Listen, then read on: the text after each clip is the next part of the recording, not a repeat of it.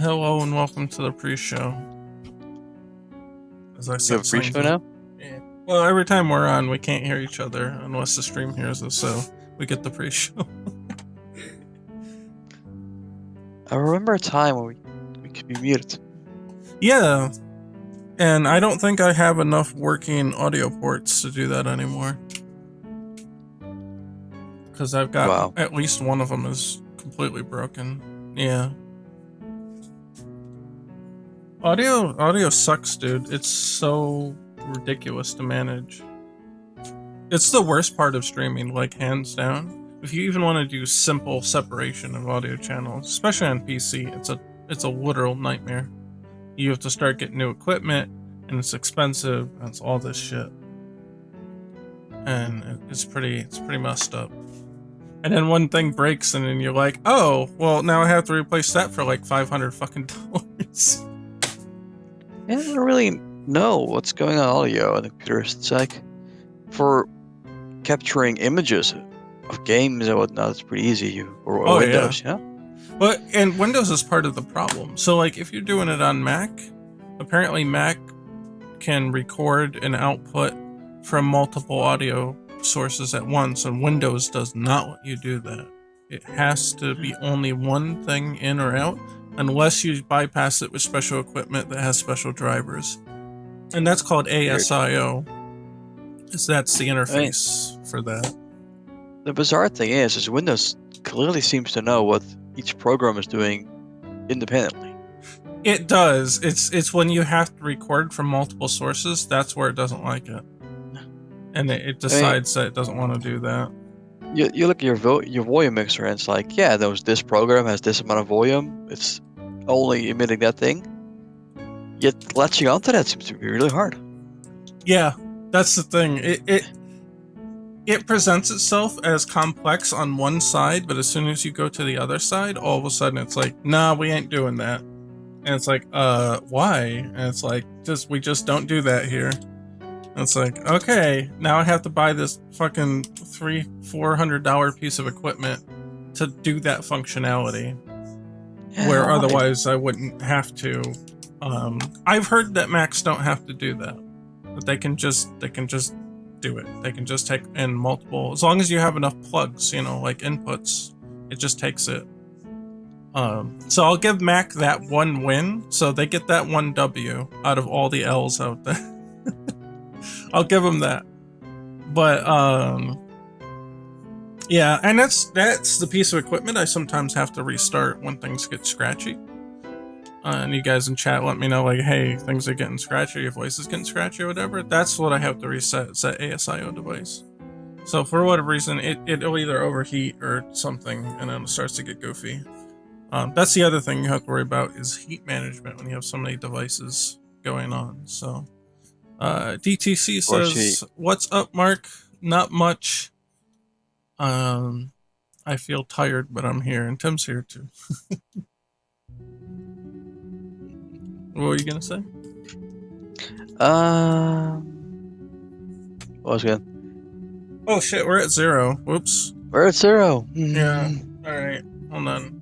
Welcome back, fellow scrubs. It's me, Mark, and Tim's here, and we're doing Retro Mansion stuff. The end. Alright. Stream's over, bye. No, just kidding. Welcome back, fellow scrub. Let's play Melt Spud. That's kidding. Yeah. For real, right? I feel a little bit better today than I did yesterday, but well, we'll talk about it later. I think I know why I'm sleepy now all the time, and I'm gonna have to go get checked up. But that is definitely not a topic for a stream, so we can talk about that later. Okay. Oh, I added some stuff. Here, let me show you. I added a thing. It's new. My controller can sync. After this, we're gonna get Tim set up with his level file and stuff, but I want to show Tim the thing I did because it's cool. Let me actually load the stream. Oh, okay, yeah, go ahead. Oh, yeah, I better load, or make sure all the other ones are running too. Yeah, while you do that. Actually, YouTube might load better. Okay, we're okay on Odyssey. Oh yeah, I gotta see if Twitter took... Odyssey? Yeah, that's that YouTube alternative. I never heard of it. They're cool. It's kind of like oh, and my browser just reset. Okay, Twitter's working. YouTube's working, I think. Right? Yeah. And I think we're good. Okay. Odyssey is like, it's like crypto YouTube, kind of. So the idea is that if you upload anything, you can upload files, you can upload videos, like everything. It's not just like YouTube video show. Like I could take like a build of the game and distribute it through that if I wanted to. So it's kind of like you can upload everything, and the framework is called library, and that really kind of like exemplifies what it's about. It's literally the internet library, and nothing can take it down, unless you want it taken down. That's the idea. So that like people can put stuff out there and it can't be taken down. That's the whole premise of it. So instead of like, YouTube coming in and policing shit and being like, our automatic system triggered some kind of violation because we felt like it, and then your channel's like completely taken down, like that shit doesn't happen on the library. And then Odyssey is like the website that goes with library. It connects to the library network, and then it allows you to view the videos and stuff. So all my like normal YouTube videos get mirrored up there as well, so you can do that. And then like, unlike YouTube, you need to on YouTube you need to make certain criteria for oh, are you watching the stream by the way now, Tim? Yeah. Oh, okay. You see the background object there? Switching windows. Yeah. What is that? What's this? It's an enemy. He can't hurt you, and you can't hurt him yet, but he follows you around. Now he's not locked to one room, so he will follow you to other rooms, but that won't necessarily happen in the actual game. Oh, there he is. This is very Mario too. Yeah, it is. It absolutely is. I just put a jester hat on it. Now it's legally distinct. But I thought it was fun. I was watching a tutorial about objects following other objects, like a heat seeker missile kind of thing, and I thought, well, I could use some of that concept to do this kind of thing. They're not very hard to deal with, but no, they can get very fast. If you try to get away from them, they'll rubber band like super hard, and see he'll come in like super fast like that. So you gotta hit him. I figure if you hit him, if you actually attack it, it'll knock it backwards. So it'll be almost kind of like a ping pong effect in that way. Now they won't be too dangerous on their own, but with other enemies around, they'll definitely be more dangerous. Because you'll have to. Oh, there you go. He gets pretty fast sometimes. So if we look at the scene view here, you'll see exactly how his pattern is designed, and you'll see how he comes in and out.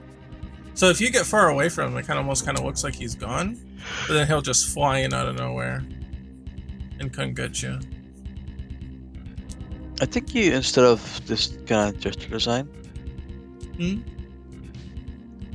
I think you could get away with the door ghost doing something like this.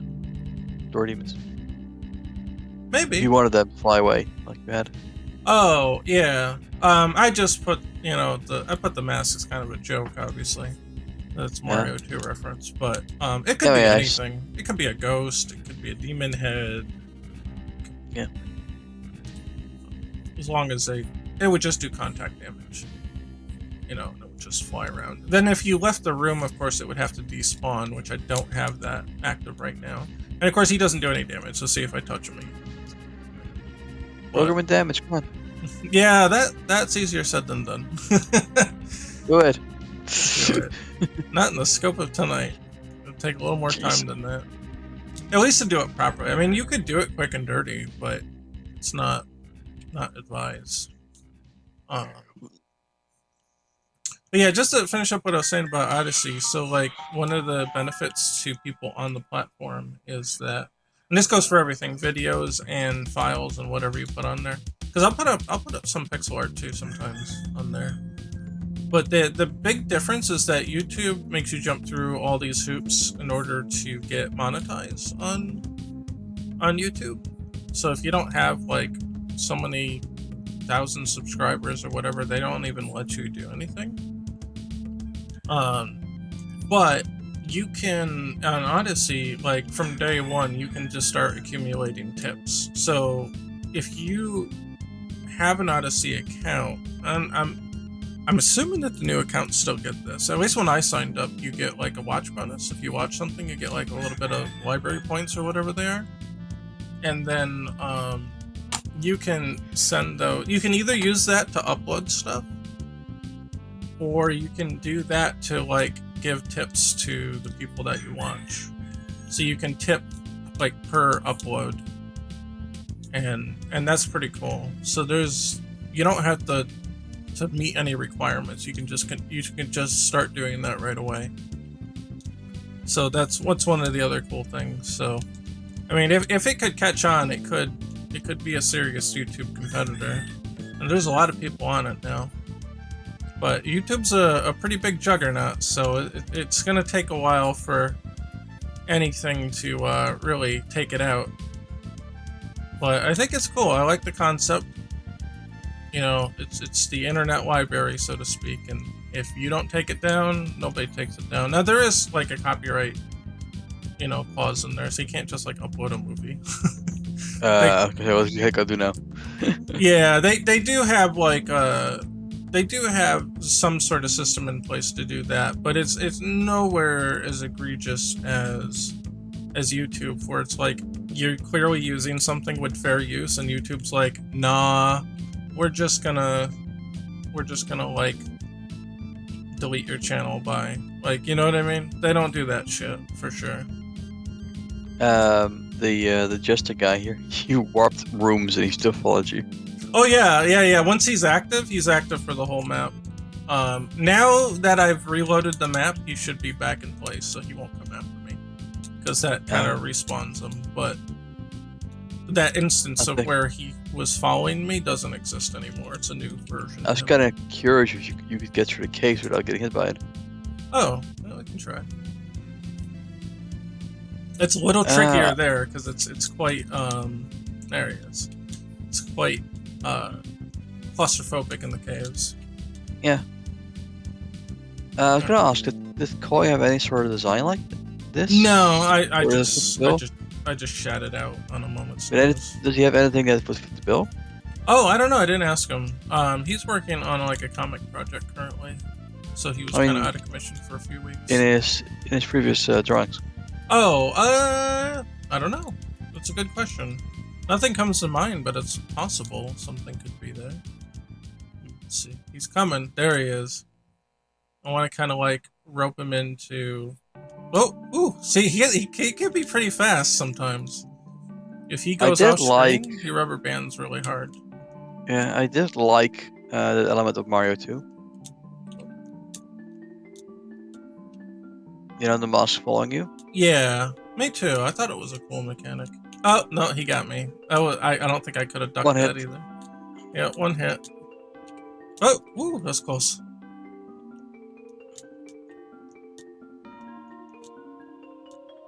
Oh, no, you actually dodged him in the wall. Did I? Oh, yeah. I got hit again. This one's really tight here. So I got hit twice. Alright, I made it to the end, but I only got hit twice. Oh, only. I don't know. Doable. Yeah, and like I said, like you'll be able to hit him, and that'll kind of like push him back too. So I think that'll help. I just wonder about him going off screen. It's certainly a bit scary because he's there. Chat says you just had to put that thing in the game, didn't you? You love some Mario too. Yep, I do. Just him going off screen like that. Mm-hmm. It's creepy because you know he's coming. Yeah, you don't see him. That's what I like about it. And when he goes off screen, he accelerates harder. because like he's gotta try to make up, trying to get to you. Like you kind of see in scene view how his rubber banding works. He's just really slow to turn around. So if you happen to go off screen while he's like, I'm gonna wait for him to go to the left here, right? And then like now I'm gonna go this way, and he's gonna rubber band like super hard, and he's gonna gain a lot of speed, and that's how that effect is gotten. It takes him a lot to turn around, but once he's up to speed, he's fine. At the same time, though, him coming through a door like that, while you're first to exit the room, might be a bit frustrating. Yeah, I wouldn't have him go between rooms. I would just have him in one room. Because I mean, that part of Mario 2 was actually really cool, though. You exit like the. That is true. vases. He did follow you between rooms, didn't he? Yeah. Huh. You know, I never thought about that. But you just gotta have some safety in place against door transitions like that. oh yeah, like if you go through this door, you mean? Yeah, that he would just. Yeah, you saw him track. He's like, oh, I'm going. You can see him. He's like, I'm going for him. He knows where I am. Might be a little hard to see on stream because it's a little small, but there, I see he found me. Then if I go back here, you see him flying down. It's accelerating. He's going right for me. It's cool just the way that the acceleration works. I timed it differently. The acceleration is softer for the y-axis, so it actually really makes a nice pattern that way. Yeah. I think the one at Mario might be it's more very different. Yeah, the Mario one's different. Because they have to follow you out of those vases first, right? Yeah. Which are very vertical. Yeah, that's true. Oh yeah, thanks for following me on Odyssey. I think I've got how many people now? 164? Well, now it's 165, I guess. Odyssey's cool though, I like it. Oh, okay, if you go to the channel now, it does say that the live stream is in progress. That's new, that wasn't like that before.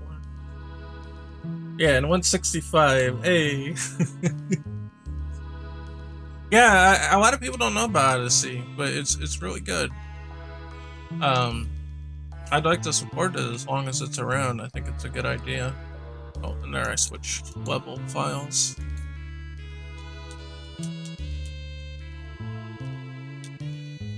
Wow, that map looks insane.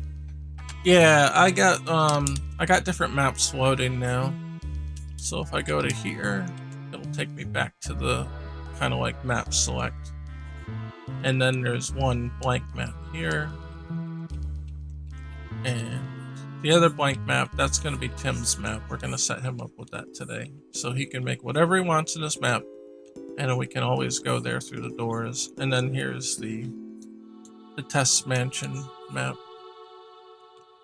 Man, what do we want to do with the spreadsheets here for the house? We're just shared between the maps? Nah, I think we're just gonna make our own. That way we can update them. And then we'll consider that kind of like a working draft copy. And then if we decide that we actually want to use those specific tiles, then we'll copy them to the actual map tile file. And we'll do it that way. And that'll prevent us from, you know, like editing the same file and getting screwed up if we just want to test something. Or if we want to make like multiple copies of something to test iterations, it's not gonna like screw up the actual map file. Because there could be confusion too about like, oh, there's 3 versions of this tile, which one's the right one? And you might know because you drew them, but like I'm looking at it and I'm like, I don't know, maybe I start using the wrong one, you know what I mean? And then all of a sudden it disappears one day and then we get that problem where tiles are all different one day. Yeah, so I want to avoid all that. So I think it would be good to just have our own little realms, and you can do whatever you want in your map, and I can do whatever I want in my map, and then we'll have like an actual like the official map, you know, whatever we're working on. Now, realistically, we won't have it like a real official map for like a long time, but at least we have the project split up in that way where it facilitates that automatically. No, we don't have to worry about setting it up later. Did we ever draw a door opening animation? We did not. That would actually be quite a bit to set up. I don't know if we can get that done on the stream. Larry was mentioning that might be a good idea to have like the door slightly open. Oh, have one that's slightly open? Yeah, in general, so you know you can use them. Yeah, I think that would be a good idea to get the players started, to be like, oh, that door's open, like, okay, let's go in there. It's kind of like the suggested first level, but beyond that, I'm not sure if usage of it would be warranted, because like there's so many doors that would just be opened anyway that they'd all be cracked for the most part, you know, once you can get to them. There's not too many that are going to be locked, at least not that I can estimate. So, I think that would be a good way to signal, like, the first door you should go into in an area, but I don't know beyond that if it would be useful. Because I did notice in playtesting with Sophie, is that she didn't notice the door in the green background area. It also doesn't have a frame there, so I can understand that. Yeah, so you're talking about this room, right? Waiting for it to catch up. The painting room, yeah. Yeah. Yeah, it kind of blends into the background. It doesn't stand out with color or anything. You'd have to give it a frame that makes it stand out. Or like when you walk past it, it would have a little icon maybe that's like shows the up on the D-pad to be like, hey, you can go in that. Something like that. That's should I point out. She definitely didn't notice that one. I think when you had the later ones with frame or the ones in the real places. Yeah, like you've got the animation of the candles here, like that does a lot to draw people's attention to it. Like that really helps. Yeah. But yeah, just being a door on the wall, it's not really all that helpful. Yeah. Maybe really if they were consistent, and once you taught them that was the case, that everything that looks like that is a door you can actually go in, like at that point, I think that you could get that behavior drawn in, and that's fine. But up until that point, it's a little tough. Like this yellow square stands out more to the door than the actual door. Oh yeah, for sure. If you look at it, you might not know that it's a door, but I mean, this is just obviously our debug room, so like we know what it means. Yeah, we got Mario 2. And then we got the Mario 2 doors here. Those ones are a little more obvious. The nostalgic associations. Yeah. Obviously, I'm not going to really use that, you know, at least not wholeheartedly like that. And the idea of just what these represent is just the thing being open and a light shining through. Yeah, I think for the secret areas, for doors that go back, and here, let me pull up the example here so everybody knows what we're talking about. Was it under map concepts? Yeah, here. So I did it on this map because I thought it was appropriate. So we'll have like the hallway, which leads to the normal rooms, but the normal rooms can lead to like hidden passageways. So if it's like a inside the wall or behind the wall kind of door, I think it makes sense to have that kind of light peering in, because that gives you an indication that you're going to go back to a lit area, back to a normal floor area. You know, I think that would be important. It would also be a visual sign of relief too for the players. Did your phone just make noise? I think so. Yeah. I think somebody pinged me on Facebook or something. Seemed real close to the mic. Oh, because it is actually. I use my phone as like the scene changer, so this is the thing that lets me change between all the different, like, you know, the thanks for watching, you know, or the countdown, and all that stuff. It's kind of like I was like one of those Elgato Stream Deck things, but it's on your phone, and each button does a different thing. So I have my phone here, and then the tablet has chat on it. Here, so like I have both the devices working. I don't know if I can turn off the sound. I don't know if it's notifications or there's notification sound and then there's ringtone. I don't know if I'll just silence them all. The top area here Yes. also could work as a sort of ethereal meta space or something, you know? Well, it was more or dimension. less meant to be like this crawl space kind of idea. Yeah. Like inside the walls. I mean, you could, if you render things normally, you know, it looks like it could look a crawl space or anything like that. That's pretty neat, actually. Mm. You should turn it into a tile set. But I mean, especially with a pure black area, like a pure dark black area like that, you could make it feel like it's some sort of spiritual demonic space, you know? I thought about that. Outside of the regular realm. So you might have to explain maybe why the doors are connecting weirdly like that, you know? I was thinking about maybe having something like that later in the game. So, like when you get to well, I mean, like, not to spoil the game or anything, but it's pretty obvious that, you know, you're gonna get into like creepier and creepier shit as things go on, right? Yeah. Where It's given. do I have here? I don't mind showing this because the real layout of the mansion's not set in stone by any measure. It's under environment. Yeah, so here we just drew a quick little draft of like, oh, there's like, here's the mansion, then there's caverns, maybe a garden area, oh, and a basement, and then like a sub-basement. I always thought that like as you go down under it, if you found like the basement and sub-basement, like they'd be closer to the demon realm or whatever, you know, just like they'd be just more saturated with evil magic.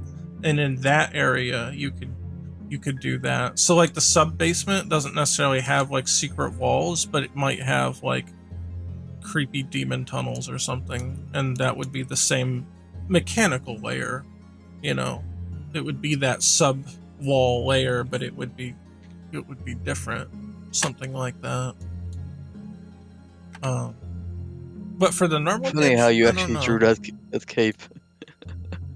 Yeah, I don't know. It looks pretty exact, actually. Yeah. I think like the sub basement, you would expect like rituals and shit went on in the sub basement, experiments, whatever it is that, you know, happened to the mansion. You would expect it to be kind of hidden away down there. That's a pretty reliable trope, I think, for like horror stuff. Like you see in a lot of horror movies that, you know, it's like, oh, well, there's a secret basement, they have to open the hatch and get down there, and then all of a sudden they were doing some alchemy shit down there, and that's how the demons got here. You know, it's a pretty tried and true location for heretical I don't know, magic or whatever and shit. You know, like the witches that always have the hidden passageway to get to their actual layer, that kind of shit. So that's obviously naturally where we were thinking of, you know, when coming up with this. Have to be, but yeah. But no, it doesn't have to be, for sure. I don't mean that it has to be that way, but it makes a lot of sense that things might end up that way. So in that environment, I can absolutely see some kind of like otherworldly passage between certain parts of it. And you could even, at that point in the game, you could even possibly have the map be a little more confusing, like on purpose, just to kind of screw with the player and make it navigation a little bit more of an issue. If there is a garden, then there is an obligatory haunted hedge maze of sort. I don't make the rules, it's just what you do in haunted mansions. That's funny that you say that, because it's absolutely what I was thinking too. I'm like, there's got to be some kind of like hedge garden or something here. Whether or not I could make it a maze, I don't know. But I guess you could with the layer system going in and out. I suppose that would work, yeah. It'd be easy to make it really confusing, but I guess that's That's the MO of the hedge maze, right? It's supposed to be confusing. Yeah, that could work. That could work. Now this has a very two-dimensional take to it, where like the entrance is actually on the side of the mansion, which makes a lot more logical sense. But I don't know if I'm gonna do it that way. I do like the idea of having the mansion be viewed from like this angle. Then you actually have to go to the door and press up to get in. Kind of like the old Friday the 13th game on NES. You could play with different types of angles. I think this one just looks cooler though. Hold on, let me. For those uninitiated, let me pull that up so you can see what that looks like. Let's go into YouTube. I was going to ask if, since you're in that, you were in that art folder, to see if you could find any enemy that matches the. Oh yeah, yeah, for sure. Let me just pull this up. Oh no, I'm sorry, not Friday the 13th. Jesus, Nightmare on Elm Street. Although Friday the 13th does have Elm Street on Elm Street. There we go. Okay. Here, full playthrough. That should be fine. Friday the 13th does have that kind of layout too, but here, see, like where you can see the house, right? And then he can go into the house. I always thought that was really cool. That's right now. That's where my gut feeling is to do something like that. And it's just you need a proper design for the place. Yeah. Like boil down to the actual layout of the place. It could be an actual like map that you can platform to, so maybe you can like pop out a window and do a little platform when you get back into a different window. So it may not be it may not look like this angle here necessarily, because this would be hard to like make a platforming thing go, but just the fact that you can see it before you go into it, like you have to press up to get into it. It just sort of depends on how accurate you want your map and the your building to be. Yeah, there is that. That is a concern for sure. I mean, but then like you could space, so you can do whatever. Yeah, and you could walk past the mansion, right? And then in that kind of layout, and then you would get to the garden on the right. But it would be locked, and that's why the door is here like this. You have to enter the garden the same way you would enter the mansion. Or you just kind of side cut it like this. Either way would work. Just kind of depends on where we want to go. I think if you do it this way, where it's side cut, then you lose the ability to have not only the cool image of the mansion on the outside, giving you a sense of scale, but also there's no opportunity for outside platforming along the outside of the mansion. I mean, you could get a situation where you just exit through a door and you're suddenly on the other side of the mansion. You could, but then like what would happen if you fell down and stuff, right? I mean, say you have the front view of the mansion, right? Mm-hmm. Like there's a door into the foreground, and you're now suddenly at that side of the mansion, and you only be able to tell because of the windows or balconies and whatnot. Maybe. You don't have to keep a consistent map. You can just rotate around as needed. Oh yeah, I wouldn't want to do that only because it's a little more confusing for the player. If everything can kind of overlap onto each other in some way like this, where they're kind of like sheets of paper on top of each other, then you can already lose that though for the outside because of the front view. Why? Because once you enter the building, I think it'll rotate. It does in reality, but it doesn't on paper. So if you were to do this overlaps this overlaps this, and this overlaps this, then it's all, if you go right, you're going right on all maps, and if you're going left, you're going left on all maps. So it technically doesn't make any like real world sense, but like in terms of letting the player keep navigation, very intuitive, it absolutely works that way. Because the same thing here, if you walk into this door and you end up in this door, you're really on the other side of the wall, right? But it doesn't appear that way if you walk right this way. So if you go in this door, go up here and go exit this door, you're going to end up over here. Yeah, so I think going right on this layer goes right on this layer and this layer and this layer all at once.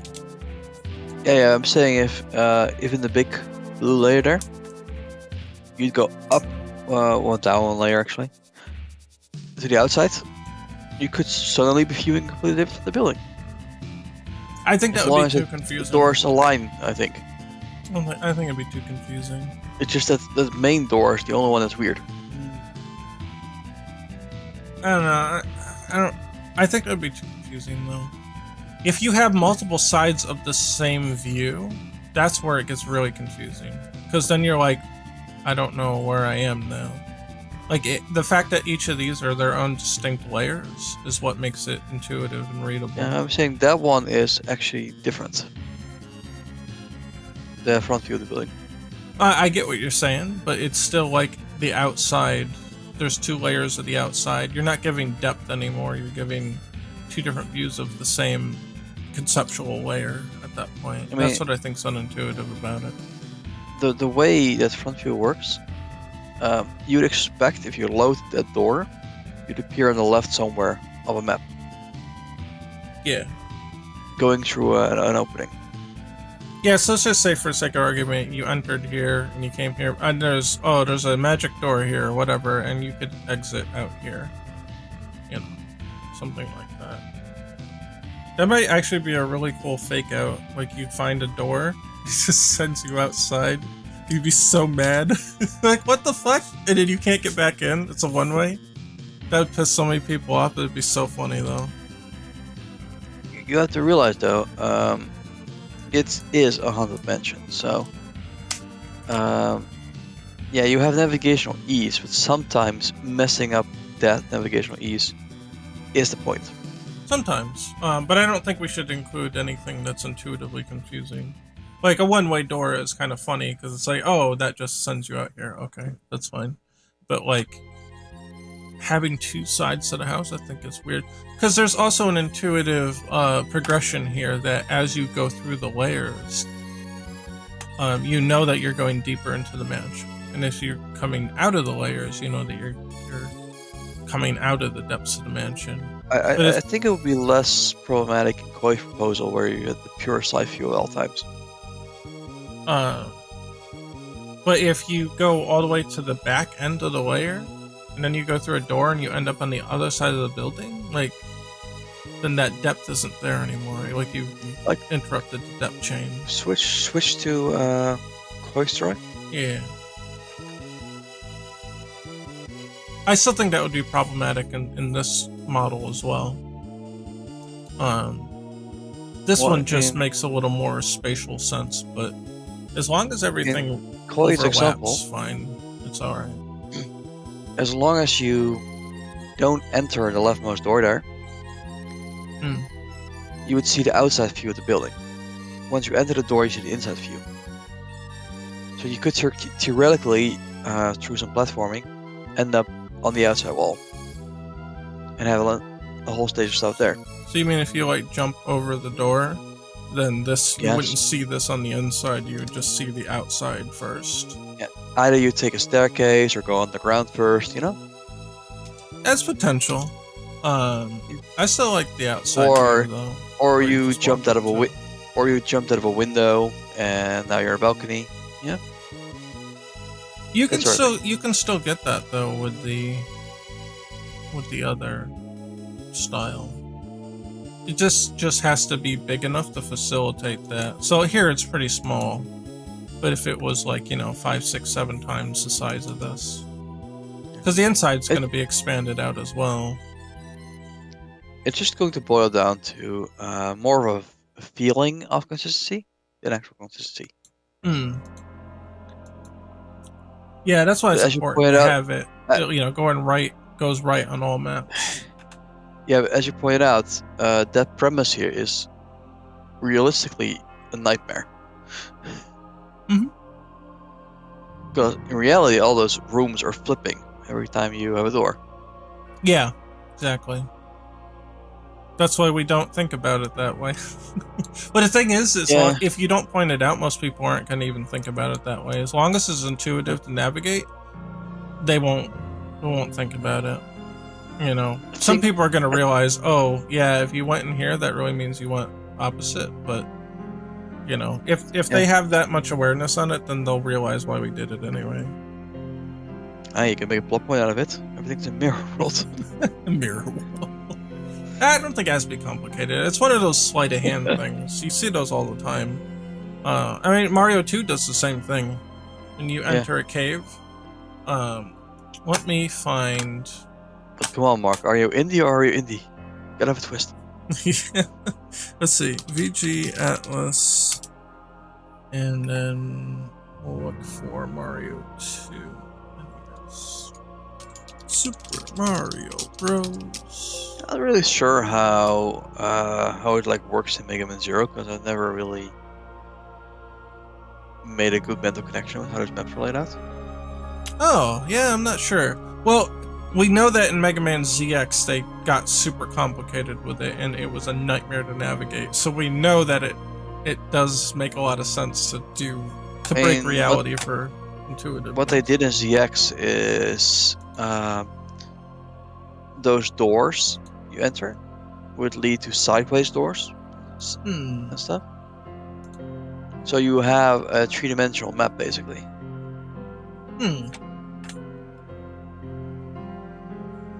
Okay, here. This is what I was talking about.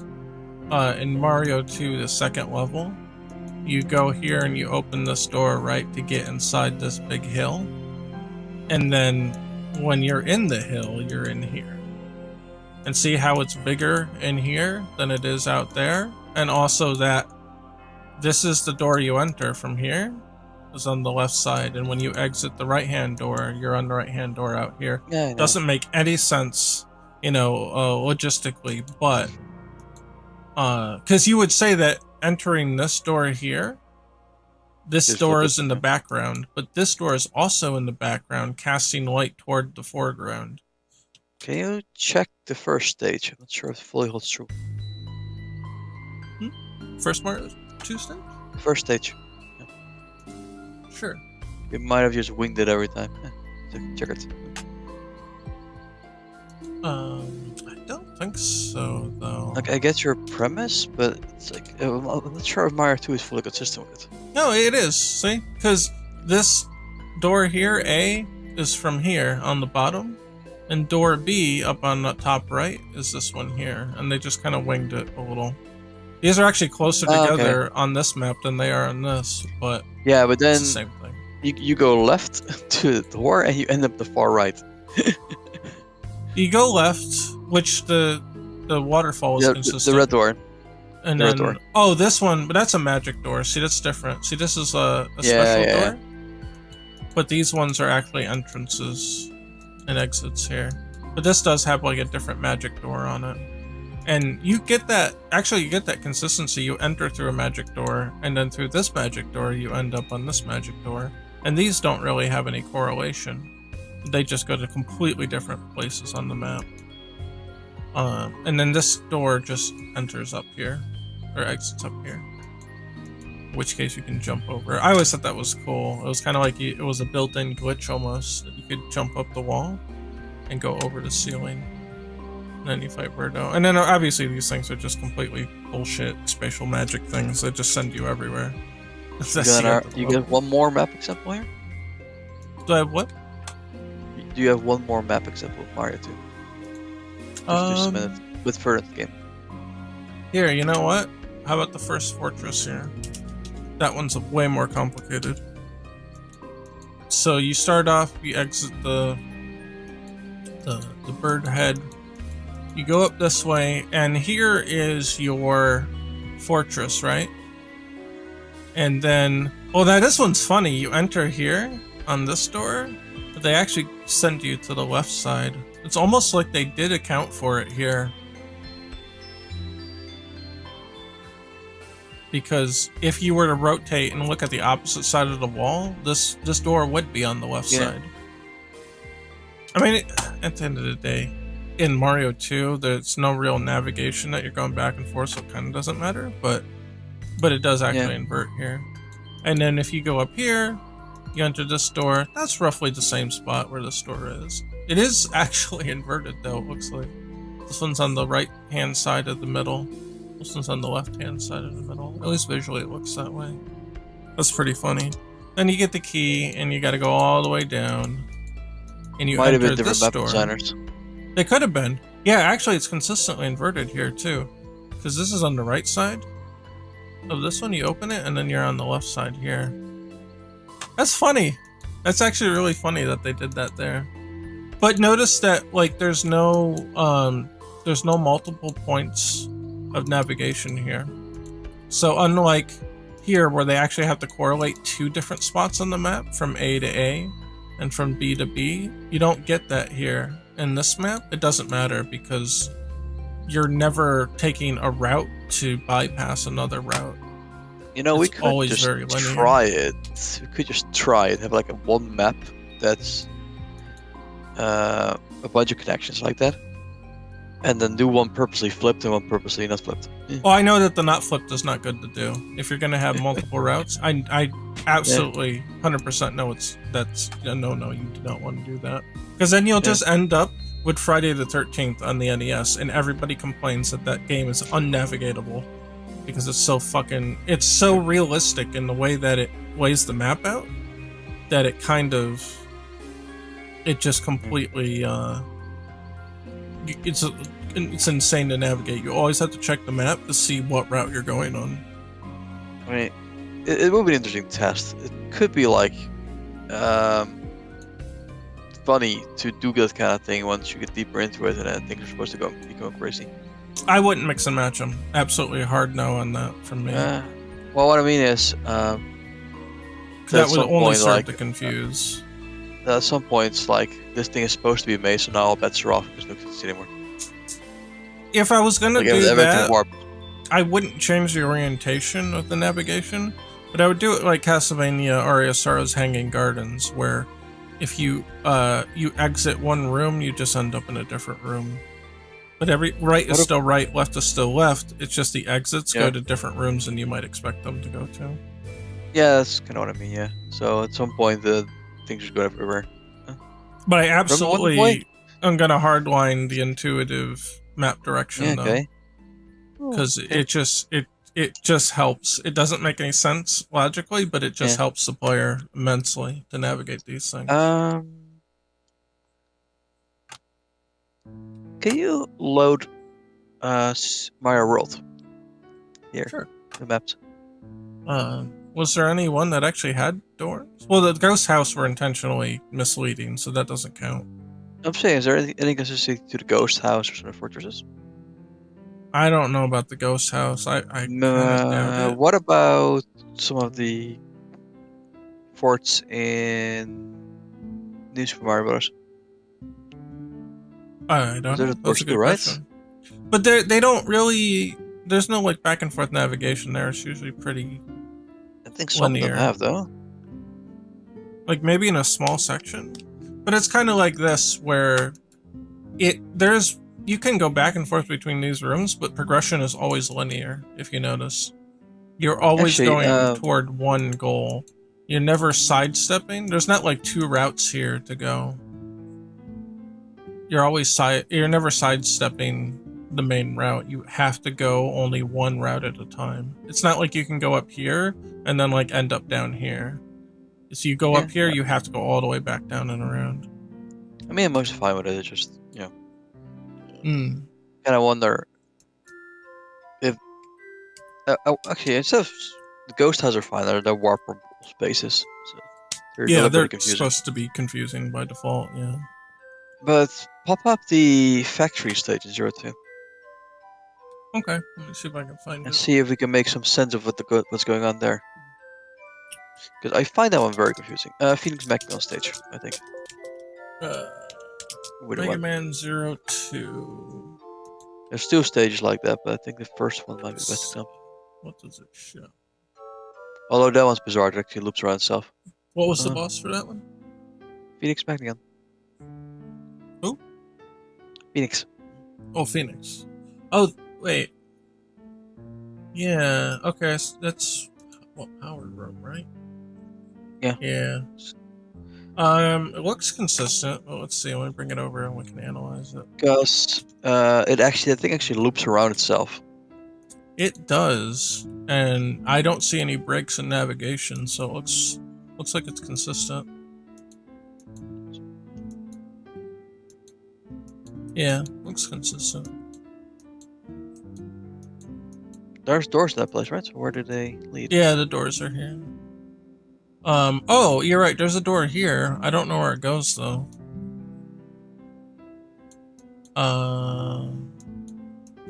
That's a good question. Where does that door go to?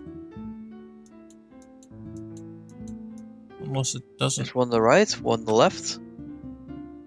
There's one here. Here's one on the right. I don't see the one on the left though. It's in the higher section next to the mini boss.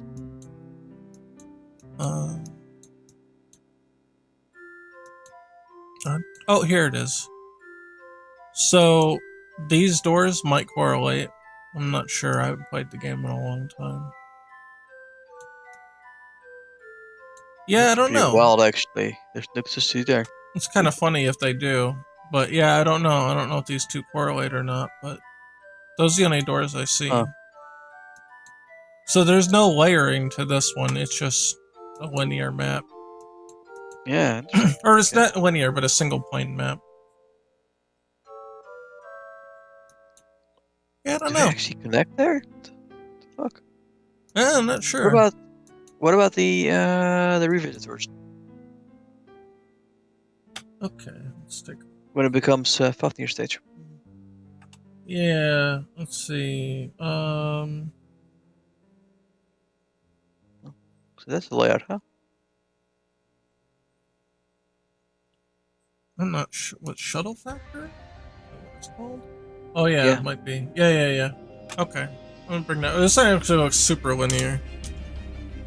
Cause here, like when you revisit, he just breaks the 4, right, and then he goes down. Yeah, it's from here. You break the 4 and you go down, and it's just super linear. There's no deviating paths. That's it. Let's see. Oh, no doors here, right? Nah, not other than the boss ones, but no like background doors. Not that I can see. Phoenix stage, I remember a lot more doors though overall. Yeah, maybe because you were running around it a couple times, and it's like, oh, there's lots of doors, I guess. But yeah, there's only 2 doors basically. Yeah, exactly. Same 2. Wow. Okay. Yeah, this thing is actually a navigational nightmare though. It is, right? I remember getting looped in here a few times on some playthroughs where it's like, I have no idea where I'm going. And maybe that is because of the 2 doors looping only on those 2 spots. Yeah, it's so funny that they're one shot away from each other. You could just go left and end up in the same door again. That's so funny. I guess if you went right, go here, and then you just end up at the next room, I guess. I don't know. I don't know if you can go back and forth between the rooms once you've cleared them too. I really don't know how this navigation works in this game. Okay, I see him enter the yellow room on the left in YouTube. Oh, and he goes to the right, a yellow room to the right, but a slope right next to it. Right here, this room. Yeah, and look at the right. Yep, they connect. Huh. That's funny, and they're like right next to each other. Yeah, huh. Okay. I don't know. Because when you play this stage, it feels like the entire map just shifted or rotated. But it didn't. When you take those doors, but then it's just the next one to the right. Yeah. It's funny. I think the feeling there of being lost because of it, because of the door warp, might have a lot to do with all the areas looking samey. That's true too. Like the 2 mini bosses look exactly the same. Yeah, all the 1, 2, 3, 4. Yeah, all 4 mini boss rooms look exactly the same. And especially those 2 that connect with the warp door. Yeah, because you go in there and it like turns you around and you're immediately in another one. It's weird. Yeah, so why is this such a navigator nightmare? It shouldn't have to be. Don't know. Feels like the doors are actually confusing it here. I'm kind of curious how you get up in here too. Do you break the wall, or do you break the ceiling to get You up? can This drop way? from the ceiling, I think. Well, this seems like a one-way here. Like you would drop down here and just go down. Into You here. have the tellies there to break the ceiling. That's what I think. I don't think I've ever taken that route, to be completely honest, because it's so well concealed here. There's no like real indication that that's something you can break. I think. I don't think I've ever done it because I'm looking at this layout. And I'm like, I've never seen this. I've never seen this background before. I don't think I've never been up there. Next time. That's funny. Yeah, next time I play, I'll have to try to remember that. I always remember this route here with the spikes. So that's what I do. I just go straight forward. And then I end I'm not really up sure here. what the fastest route would be either. It would probably be just going from here straight to this one, going up this way, hitting this one, and then you could enter either to the right here. But yeah, probably going to the right here would be path of least resistance. End up over here and then just immediately enter this. That'd probably be your fastest route. Yeah. 'Cause And that's it just a straight leads shot. you to a room with less fire at the bottom. Yeah. Oh no, it leads you to the room the most. Right? Oh, you mean on the bottom? It does, yeah. You're right. So you want to actually take the secret path to the ceiling, then go in reverse. It That will wouldn't be give the you the easiest boss fastest, but it would be the safest, yeah. Yeah, it will give you the easiest boss room.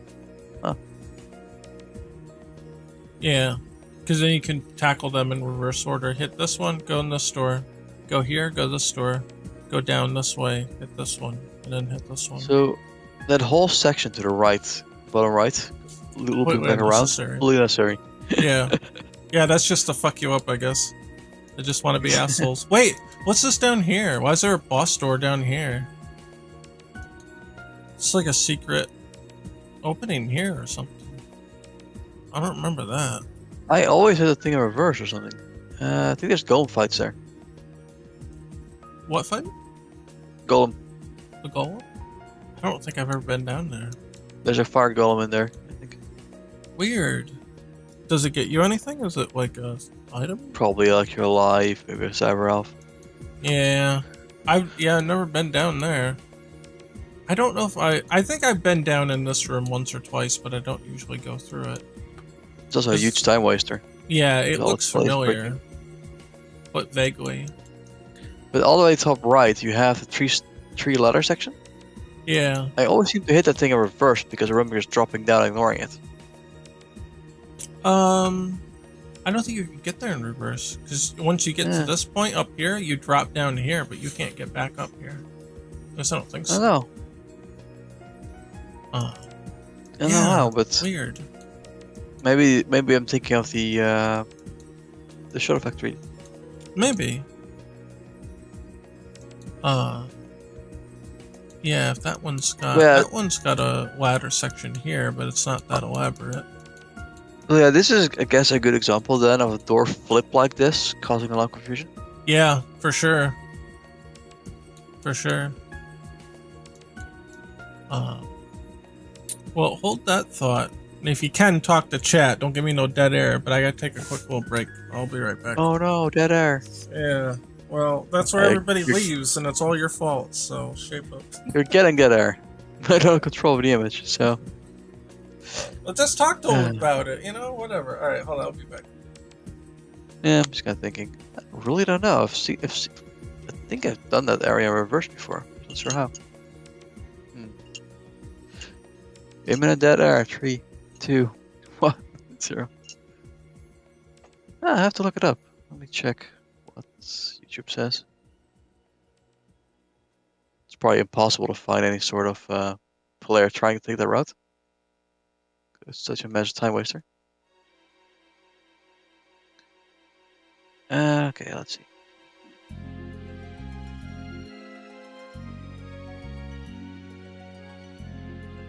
Let's compare it to what Mark's doing here.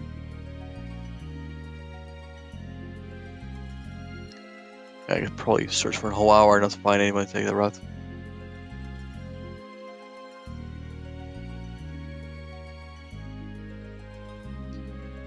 Let's just look at the map alone. It's like, I don't know, 10 minutes of detouring.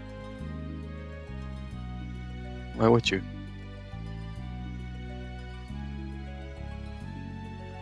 Power mission.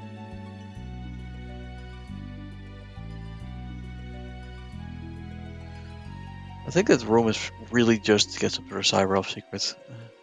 Maybe an extra life. A sort of a risk reward kind of situation.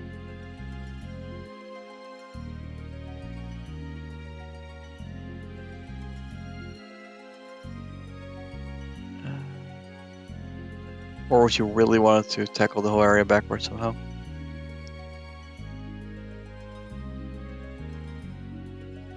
Just give people options.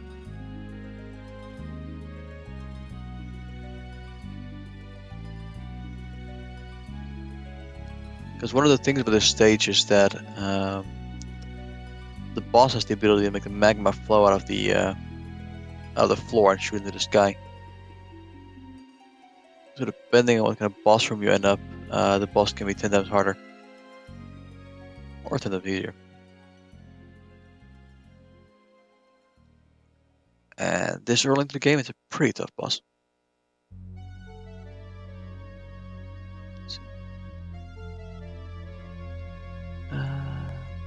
Yeah, I think it's impossible to find in line.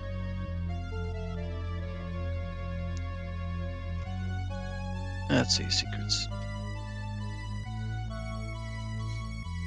Everybody doing no damage runs or speed runs. Nobody cares about the secrets. Right here, sorry, Ralphs. Let's see.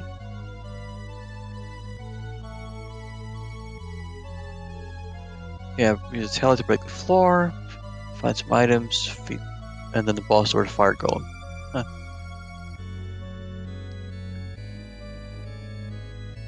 And the next room is... Oh, sorry, Ralph. This guy just completely ignores the room behind it.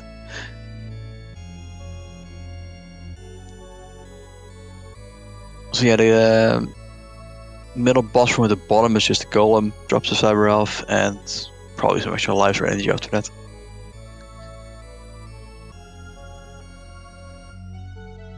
Let's see what else.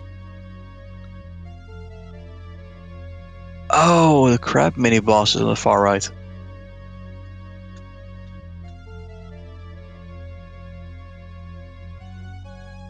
Yeah, and then you drop on the top. Okay. Interesting.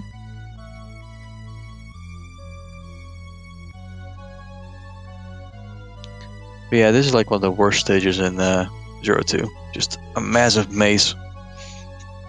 Navigational nightmare. And I think a lot has to do with those two doors warping back and forth. So I guess Mark has a point after all.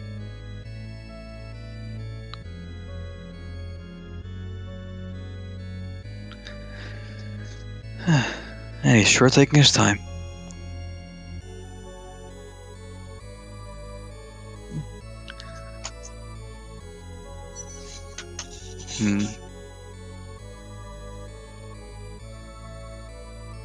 Yeah, I remember playing the game and those two doors doing that feels like you're just teleported all across the map.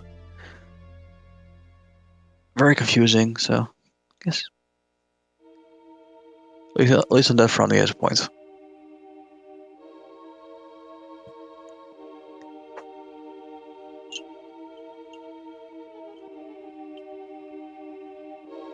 Must have been too bad at the trauma of playing through it.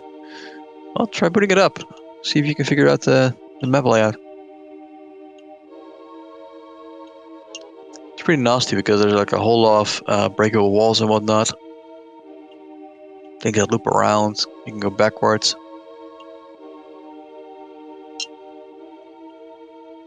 I mean, looking at the full map like this, it seems okay enough, but I think if those warping doors were not there, then you can at least make a mental map. But the moment you hit those warp doors, you feel like you get teleported somewhere completely different, and then your whole mental map is lost. Which is probably why ZX is such a pain to navigate as well.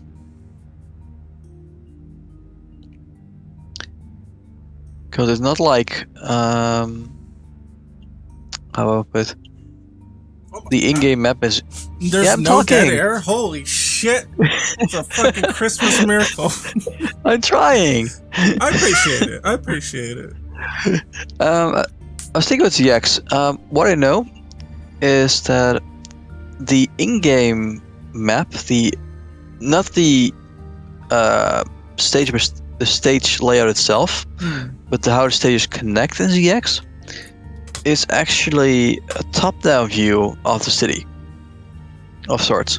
I think so. Yeah, I think they actually connect like if you go in a door, if you go in a door like this in the background, then what happens is you end up at an opening like this, implying that you went through the door and now you're moving like north instead of like east and west. Yeah, can you look at the ZX map? Yeah, I was just gonna bring that up then. Like I said, not the side view map, but the actual UI map. Oh, okay, sure. Mega Man ZX. It looks like it's here. Map rough. I guess that must be. Yep, that's it. I like how they call it the rough map. Yeah. Here it is. Wow, what a fucking nightmare. Okay, I'm waiting for it to pop up. Right.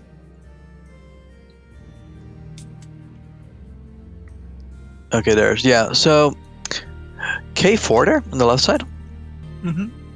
I think is the battle with Flamel. K, where the fuck is K? Oh, Either K or K on the left side. Yep. I think K. Yeah, it is. N1 is the battle with Omega. N1? What the hell is that? Right above it. Oh, really? So these are the caves or whatever. Yeah, I wouldn't tell it from the actual in-game map, but according to the plot, when Flamel's digging there, he's sensing the Omega presence, the light metal. Oh, okay. And they pointed out in I think ZX Tunes, the booklet, that he's not sensing the Model VW, whatever. So it's somewhere else. And if you look on this map, they're pretty close together. So he's actually sensing Omega. That makes a lot of sense. Let me see. Let's see. N1. Area N1. Oh, scrolling down. Oh, Area N is one map. Oh shit, you're right. Yeah, well, look. It's definitely the Omega area. That's wild. Yeah, so they had a good map in their head. They just didn't communicate it very well to everybody else. I'm gonna link you what fans did to reorganize the map to actually match the in-game layout. Okay. And just linked it to you? Oh, okay. Oh shit, okay. Copy image. Copy link. Oh, it's just open. Right. Okay. Yeah, Flamel's are a K. So it's right next to area M1. Okay. Here we are. Oh, it's kind of low res, but that's alright. Slither ink. Man, this is still confusing as shit, though. Where the hell? Well, this is the actual game layout. Oh, it is. Huh. So where's N1 and where's K? Look at this. You go from 3. You can go left to go to 1 and right to go to 4. Holy fuck, is that confusing? Well, no wonder you can't navigate this goddamn game. What the fuck? Yeah. Here's M. Oh yeah, here's N Omega. Yeah, and where's K? Lava fields? Over here. Nowhere near right. Yeah. Okay, so in actuality, yeah, it's not anywhere close to it. That's messed up. Maybe if they flipped J and N, it would have worked out. Yeah, for sure. But this is why the actual UI map in ZX is so confusing. I mean, it matches the overhead view of the game, but it doesn't correlate here. Yeah. That's messed up. So the next time I plan to play ZX, I'm trying to use this map instead. Well, that'll be a never for me. I ain't playing that game again. Fuck that. Oh, but with the map, you can do it. Navigation's only part of it. I really don't like the story. I don't like the characters. I don't like anything in the game except like the gameplay's alright. But I don't know. It's confusing as fuck is a big part of it. But like I don't like any of the characters. They're all kind of dumb. Except Ale. Ale's kind of cool. But then she's really only like a mirror event. I don't know. Whatever. I would like to see how the story is with the voice acting actually functional. Yeah, there's that too. Yeah, so I think it would add some life to it. ZX2 or ZX Admin as it's called has really awful like 4Kids dub, but like ZX1 they didn't bother to at all, and instead of leaving the Japanese audio in, they just replaced them with blank sound files. So there's like some cutscenes just for whatever reason they go on their own for no reason. It's because they silenced the voice files. And they just, that's it, that's all they did. They just silenced the voice files and let the game run as is. So when you mod it on PC, and the first cutscene plays, it's like a night and day. Well, I can imagine. With just the atmosphere, the liveliness of everything. Something is completely missing in the English version.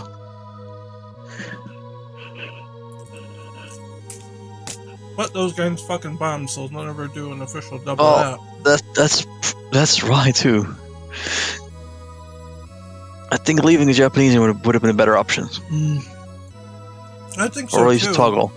And it could be a licensing thing where maybe the Japanese voice actors would get more money off the English release because they're in it, and then if they took them out, they wouldn't have to spend as much money.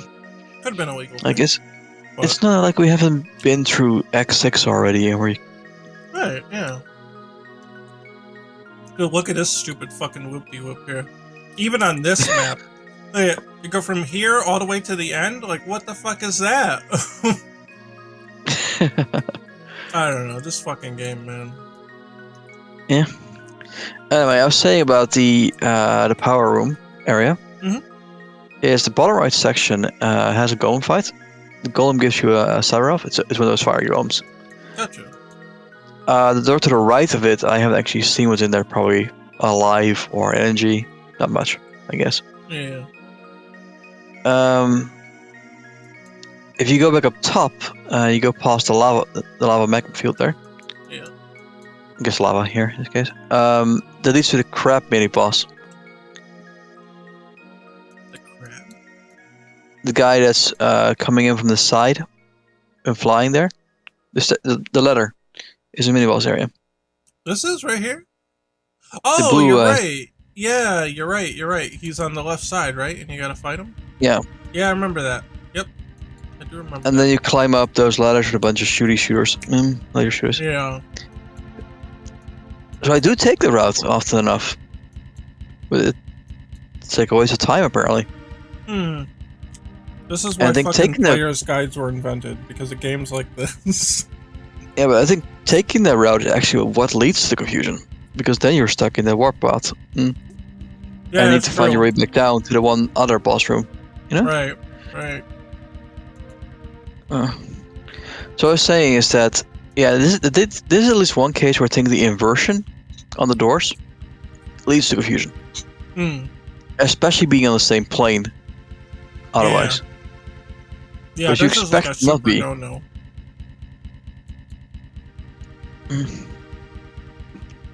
Yeah, lesson learned here. Carry on. Let's look at Koi's art for a bit. See if we can find one enemy. Do what? Find one enemy that floats like the Mario 2 mask. Oh, yeah. This is weird. Next time I play this stage, maybe I'll figure out the actual path for once. Yeah. Now that you know what the layout is roughly like. Yeah. I see you added Alchemist to the playlist. Oh! Alcahest? Or Alcahest. Yeah. Yeah, I did. Yeah, I put a few of those on there. It's an unreleased game. Well, it was in Japan, but for the West it was unreleased. I don't know. I was gonna say, what is Alcahest? I don't know if it had a Europe release, but it definitely didn't have a US release. It's an action RPG, like a top-down action RPG made by HAL Laboratories, the same people who made Kirby. Like Iwata worked on it, I think, too, which was kind of cool. Huh. But it's got a cool soundtrack. This looks kind of neat. Yeah, it's one of those like old school ones. It's kind of like Gauntlet, but like a little more advanced, as opposed to like Link, or like Zelda game. It's more arcadey and less RPG, but it also has those elements. It's pretty cool. Yeah, Super Nintendo, right? Well, it clearly got an English release of sorts. So it must be Europe. I think it's just a fan translation. Or that. Yeah. Alright, let's look for a floaty enemy. Not this one. These ones are bouncing on the ground. This one crawls on the ground, so I guess not that. The rat, I doubt the rat's gonna be flying. You could always put your door demon in if you can't find anything. Well, here's a shield enemy, which has, interestingly enough, a mask face on it. Could almost work. Oh man, if you take down the person behind the shield and suddenly the shield starts flying. Wow, that'd be crazy, right? Here's another. You would never want to do it. That's a crazy one here, or another version of that one. But there's this crazy axe thing, little like axe gnome goblin thing. It's cool, but he wouldn't be flying, and I guess the spider wouldn't either. So far, I'm thinking just make a cool sprite of the door demon flying around. This one could potentially fly around, but it looks more like it would be near the bottom, so that it could look like it was standing or near. Yeah, a floor. no. I love this Skeleturtle though. This thing's definitely making it in. This thing is so awesome. Look at him. Just look at it. Might be a simple sprite. What's that? The red guy with the cloak might be a very simple sprite. Oh, that one should be simple, yeah. She's pretty formless in a way.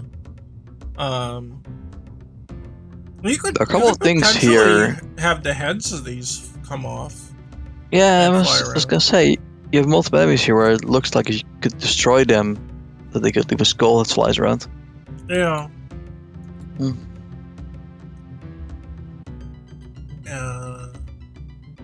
That's just the mouse. But so far, nothing that really fits the bill. No, it doesn't. I'll probably just have to ask him what he thinks about it. Oh, hey, here's one. Candle Skull. Flies around and drops wax. I guess that would be a different thing. That'd be more like the eye from Castlevania 4, where he drops the little droplets on you from the top. Like, he'd just be kind of at the top of the stage, flying back and forth, and then just dropping shit on you. So that'd be different. That's cool, though. Not the most hatest Mario 1 enemies. Yeah. Heavy skeleton. Just Deeks and Ricky's and Melodies, the Mouse, Shadow Kid. I think that's it for the actual enemies. Oh wait, there's a couple here. This was a Day of the Tentacle reference. Oh, I forgot about the eyeball here, the hopping eyeball. I don't know if that's supposed to come out of the coffin or what. I noticed that there's the eyeball here. Wonder if it's I don't think there's a relation. No, it might not be. Maybe a candle that turns into a possessed flame and flies around. That's possible. Painting.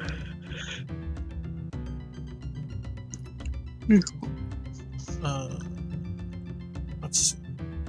This guy, obviously not. He's like a zombie in a sickle thing, but they wouldn't be flying around. And I think that's it. There's like a mucus zombie, and then potentially one of the bosses might be one of those. I mean, we could try with one of the door demons too. Because it's the animation still playing around. It is, but man, it's not refined. It's not I mean, small either. Well, I guess that one version is small. Yeah. Okay. I mean, refining is a process. Yeah. Did it photo? Yeah. Here's the file. I think I've showed this on stream. This is my mock-up of what happens to the door. Yeah, he's super rough though. I guess it would work. Well, let's cut him out and see what happens. Let's see. Yeah, just make a frame out of it. Just put him in there or something. Silly frame. It needs updating, but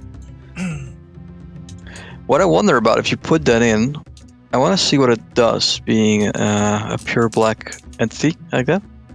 Oh, well, I was gonna fix that real quick, actually. No, leave it like that. I want to see what happens when he goes into shadowy areas. He'll basically disappear, is what's gonna happen. Yes, I think that's interesting. Really a fucking nightmare is what's gonna be. Yes, but that's interesting. Interesting's a word that you could use to describe it for sure. I mean, that's nightmare fuel.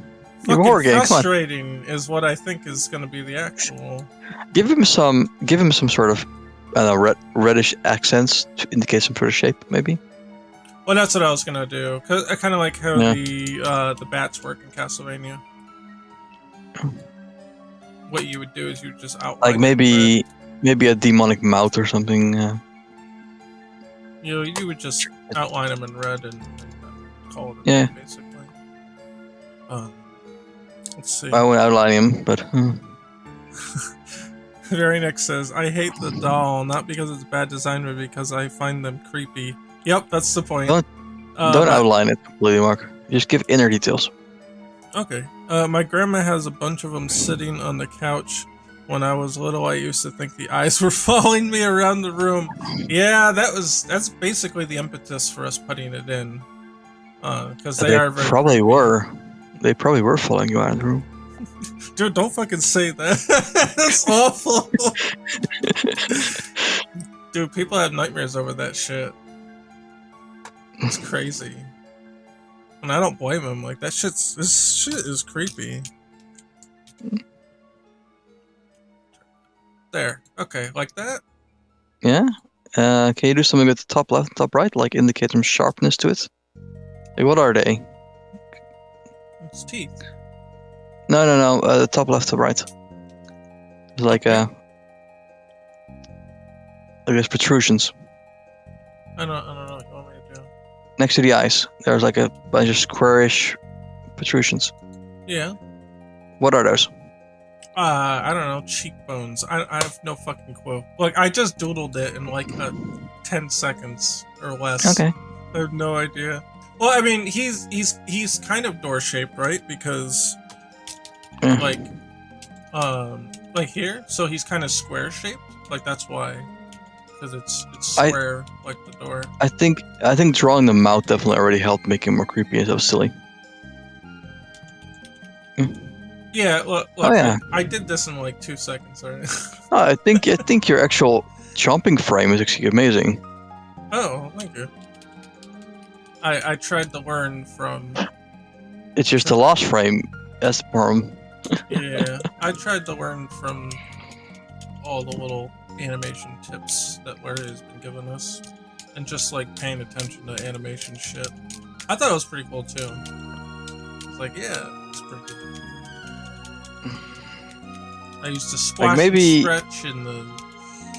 Maybe just accentuates those cheekbones a little bit with like a small little highlight. Okay.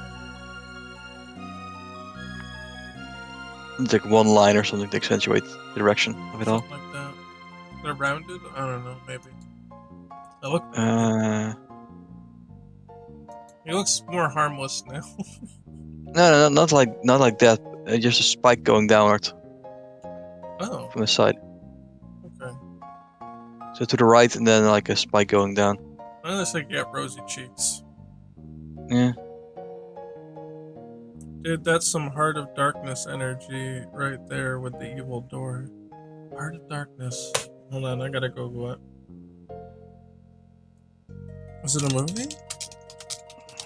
Or is it a game? Heart of Darkness. Guess it's a novel? I don't know. I think you wanna round less. This guy, more sharps. It was a PlayStation Saturn game. Oh, yeah. I don't know that one. Hold on. Just look it up.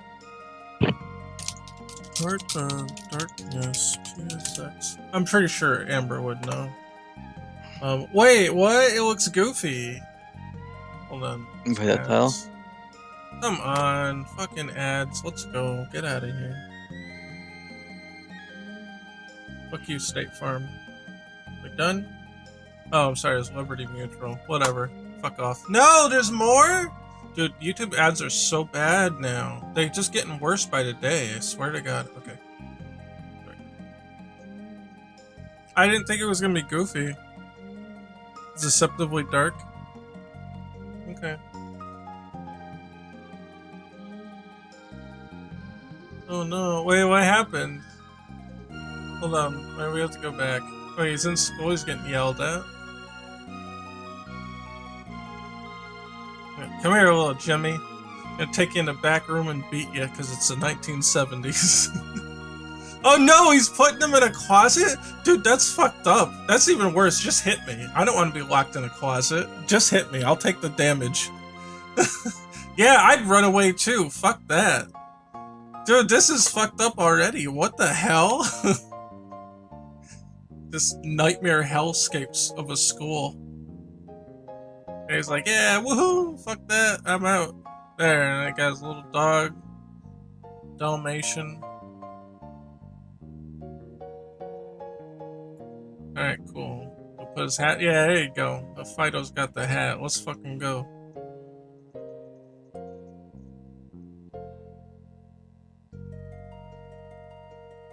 This reminds me of like fucking Reboot or something with the quality of animation. Wait, get the dog on there. You're gonna sit there on your ass and make the dog sweat his ass off trying to chase the trolley? That's not right. Pull him up. Alright. This game's super fucked up already though. I can't believe he's gonna put him in the little closet and lock him in there. There we go. I don't know. I'm just enjoying the this opening sequence. Hey, yeah, let's look directly into the fucking sun. Yeah, that's great. Yeah, that's awesome. Let's just encourage kids to do that and go fucking blind. Oh no, the solar eclipse is twisting the universe. Uh-oh. Yeah, stare right into it, Billy. You'll be sure to have eyesight. Oh no, Fido's gone! They took his fucking dog. That ain't cool. Yeah, he's like, put the hat on, he's like, time to get down to business. Oh, he's crying! Oh, I feel so bad for him. I thought he was about to go kick some ass. He's just sad though.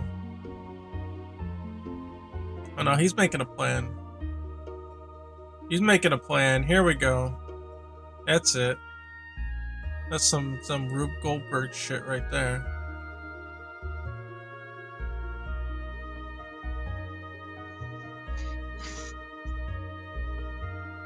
Alright, what do you got? You gotta get your... What's he doing? Wait, what's he doing? I thought he was going to get like guns or something. What is going on? Now I'm like super confused. What's he gonna do? Fight a solar eclipse? I don't know. What is he? Is he sending like a fucking AOL Instant Messenger message out to his buddies? Like, what's going on? Oh God, what is this? Wait, he's making weapons? He made a weapons factory? Wait, that was a radioactive symbol back there. Wait, the dude couldn't just walk over to the side and, like, pick up his items? He made the machine do it?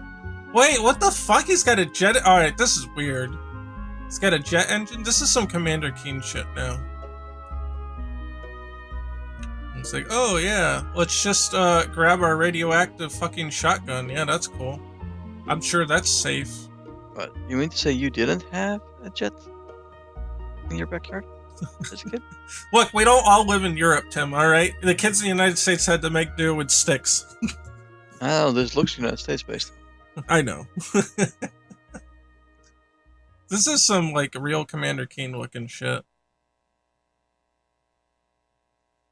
Alright, I don't know what's going on. So the sun... Wait, what the fuck? Wait a minute. The sun is back, but now we're in hell? Dude, this is really fucking confusing. What is going on? Alright, I have to play this game now. Like, this is so messed up. Like, how could you not? This makes no sense. Oh, he lost a wing. It's like Star Fox. You can't steer right, I guess. Alright, he lost both. He screwed up. This is like a whole ass like episode of a show. Like, what is going on? He's got a skateboard. Oh, that's his landing gear. Dude, I am so confused. What is going on? Oh, and it's time to play. It looked like it was a side-scroller perspective. Oh my god! It looks exactly like the cutscene. Oh, it's one of them Prince of Persia kind of games. Oh no, yeah, it's one of those games. Never mind, I take it back. We ain't playing this. I hate these games. Yeah, it's one of these games. Yeah, okay. Everything was probably one hit kill. It's this Dragon's Lair Prince of Persia shit. I'm definitely not here for that. I think I've seen the first place before. There was a PC game that was like this. I forget what it's called. It looks like a cruise game. Yeah, it definitely looks like something Cruz would play. But there was one that I don't know if LucasArts did it or whatever. They were like I think the sprites didn't have any shading to them. They're just silhouettes, but they were different colors, so you knew who you were versus the enemy. I forget what it was called. It was a PC game, I think. Look at them, they keep coming. You just want to give him a hug. Oh my god, they don't stop. Dude, just run. They won't follow you, I think. Yeah, they don't stop. That's fucked up. Oh, they slowed down now. There you go. It's crazy. Alright, let's skip ahead. Yeah, okay, yeah, it gets creepy. And of course, YouTube ads. Come on. Fuck off. 3, 2, 1, skip. Come on, skip. Thank you. Okay. Oh yeah, it looks pretty creepy. He's swimming now.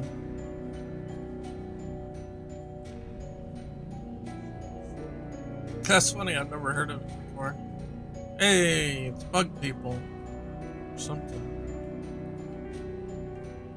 But they certainly have a lot of variety to the environments. I mean, you don't play these games for the gameplay. You play them for the cinematic experience.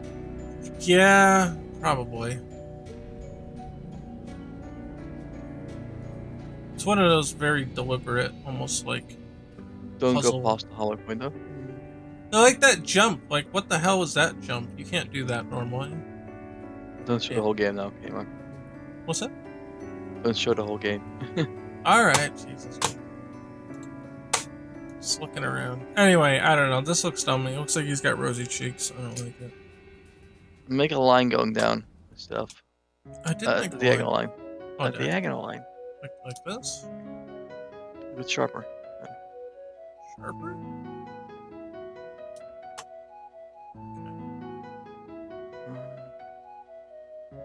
I don't know. It looks dumb to me. Just this thing.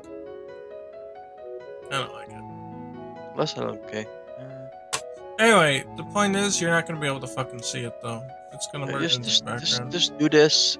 Import him over the mouse guy, and see if he's visible when he chases you.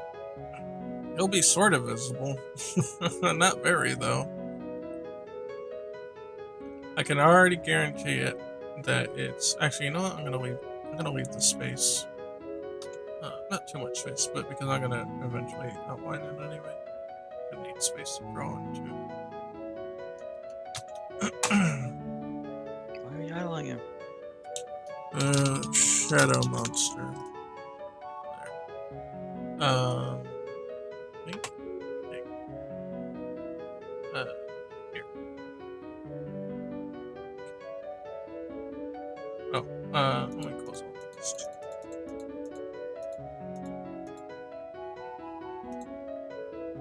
Oh, keep that.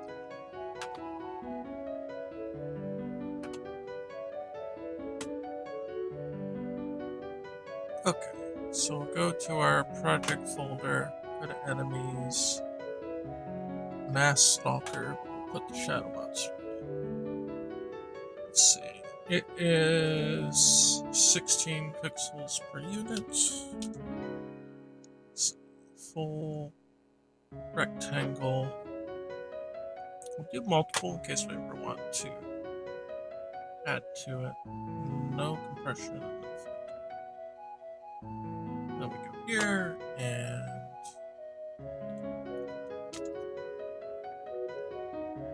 yeah, it's centered. It's fine.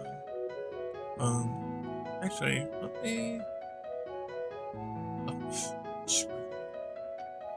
0.5. 0.5. Okay, and then we're just gonna drag it down a little bit. That way it's kind of like centered a little more in the middle. And then the eyes are not really part of the readable box here. Okay, apply. And then we will do under mass stalker. The sprite just changed to shadow monster. And that's it. That's all we gotta do.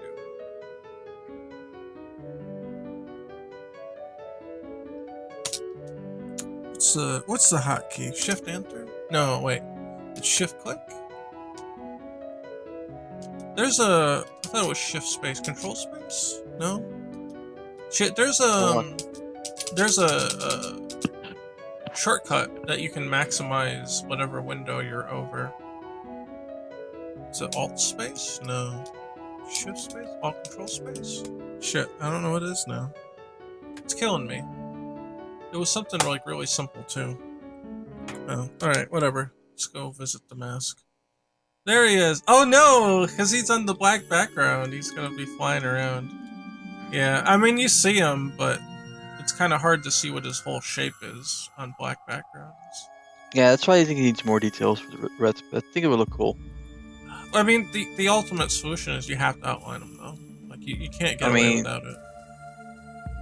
I think you can. It's just how creepy do you want him? I think it'll still be creepy when he's outlined. I mean, you can still see him though. You'd have to do it in a way that implies his entire shape. And that might be difficult. Oh, I think parts. I think the more intuitive way would just be to outline him. But it's fine. He's still gonna be scary. And on brighter backgrounds, you won't even really see the outline that much. It'll kind of blend in. Well, let's experiment. I actually like him blending a bit with the lighter backgrounds. What's the case? Let's see. I'll do it like this. You do a thicker one too, maybe. I want to try it like this first. Yeah, you might have more colors than this available. I don't know, you might have a darker red for the outline. Oh, maybe. We cross that bridge when we get there.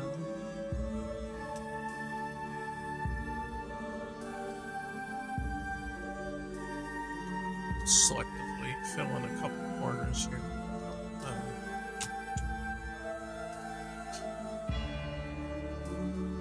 So here's the thing, the reason I filled this corner in, these corners in, is it helps inform the spike. Like you can do, I know you know this too, I'm just telling the audience here. So if you do something like this, you could absolutely just outline it like this, but it makes it look a little more rounded. So you want to go with the intended shape, and now spike here. Things like that. I think a good example was cherries that I saw online once. They were like, the cherries were like this, and then it had the twig at the end, and what they did is they outlined the twig like this. Let me do a different outline just so it's not the same. They outlined the twig like this, but the cherries themselves, they didn't fill the corners in. Because the cherries are rounded, but where the twig is rigid and on the top, he wanted to do it like that. That was a good example. I like that one. Anyway, let's save this and port it over. I should just edit this one. I was eager to see the horror of the floating cherries. Okay, we'll have to open this up by one on each side.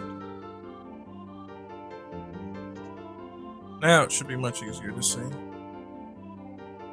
I guess. Okay. Obviously, you'll see him early. We could make it like one frame doesn't have it and he just appears, but now you can absolutely see him. Put a door there and trumpet. Okay, okay. Not bad, actually. Just...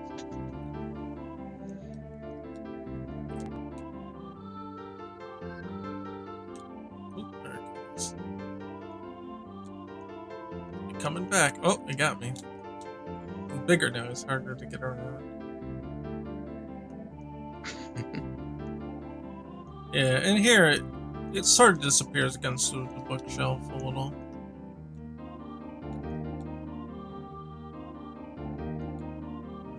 But yeah, it works. This is basically what they did in Castlevania to make the bats visible. For pretty much any enemy that was supposed to be black, they just outlined it. Oh, there it is. Cave time? Hmm? Get the caves. Oh, sure. Yeah, he'll stand out there because it'll be red on blue and green.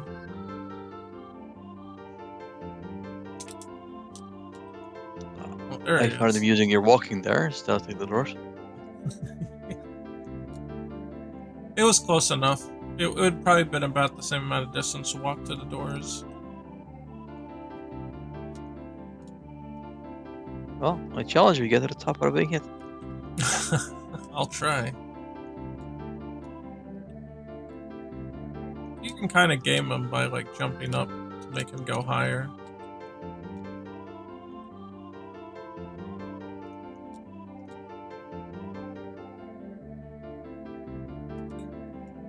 Oof. You got hit there.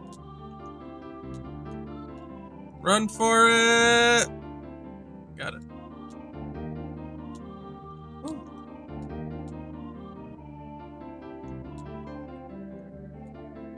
You got some close shaves there. Yeah. I guess he technically hit me a little bit on the top.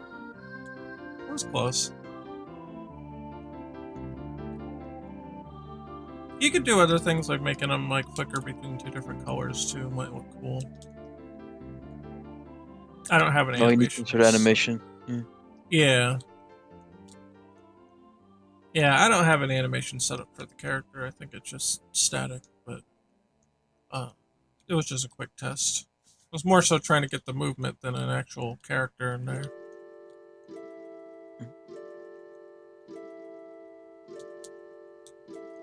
think detailing the mouth at least helps give him more of a scary feel. Yeah, kind of That's gives you like the quite- idea of the teeth being there. He looks a lot less silly now. Yeah. He'll be coming in a minute here. He's still tracking me. There he is. It's funny because the pattern, the pattern will make him come from different angles because he might overshoot you trying to get to you, and then he'll have to come back in from the other side. So it kind of keeps it a little mysterious sometimes. You're like, oh, he's gonna come from the right, but then he ends up coming from the left. It's kind of like a fake out. I like it. It's a fun element, at least. Yeah. Oh no, we're in the debug room. I mean, you could, since you wanted the player to see this guy floating away, right? Yeah. You could have one section where it's like he decides to follow you instead, chase you instead. Maybe. I don't know. I don't know how consistent I want their behavior to be yet. I do like Koi's idea of the sludge turning into different forms. You know what? I don't think I ever saved that. I can't show it here now. I don't think I actually saved it into the folder. I should have.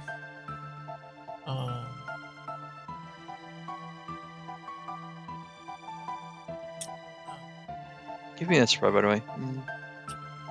Oh, this one? When you're doing. Yeah. Alright. Let me send it to you. I can find there's your window.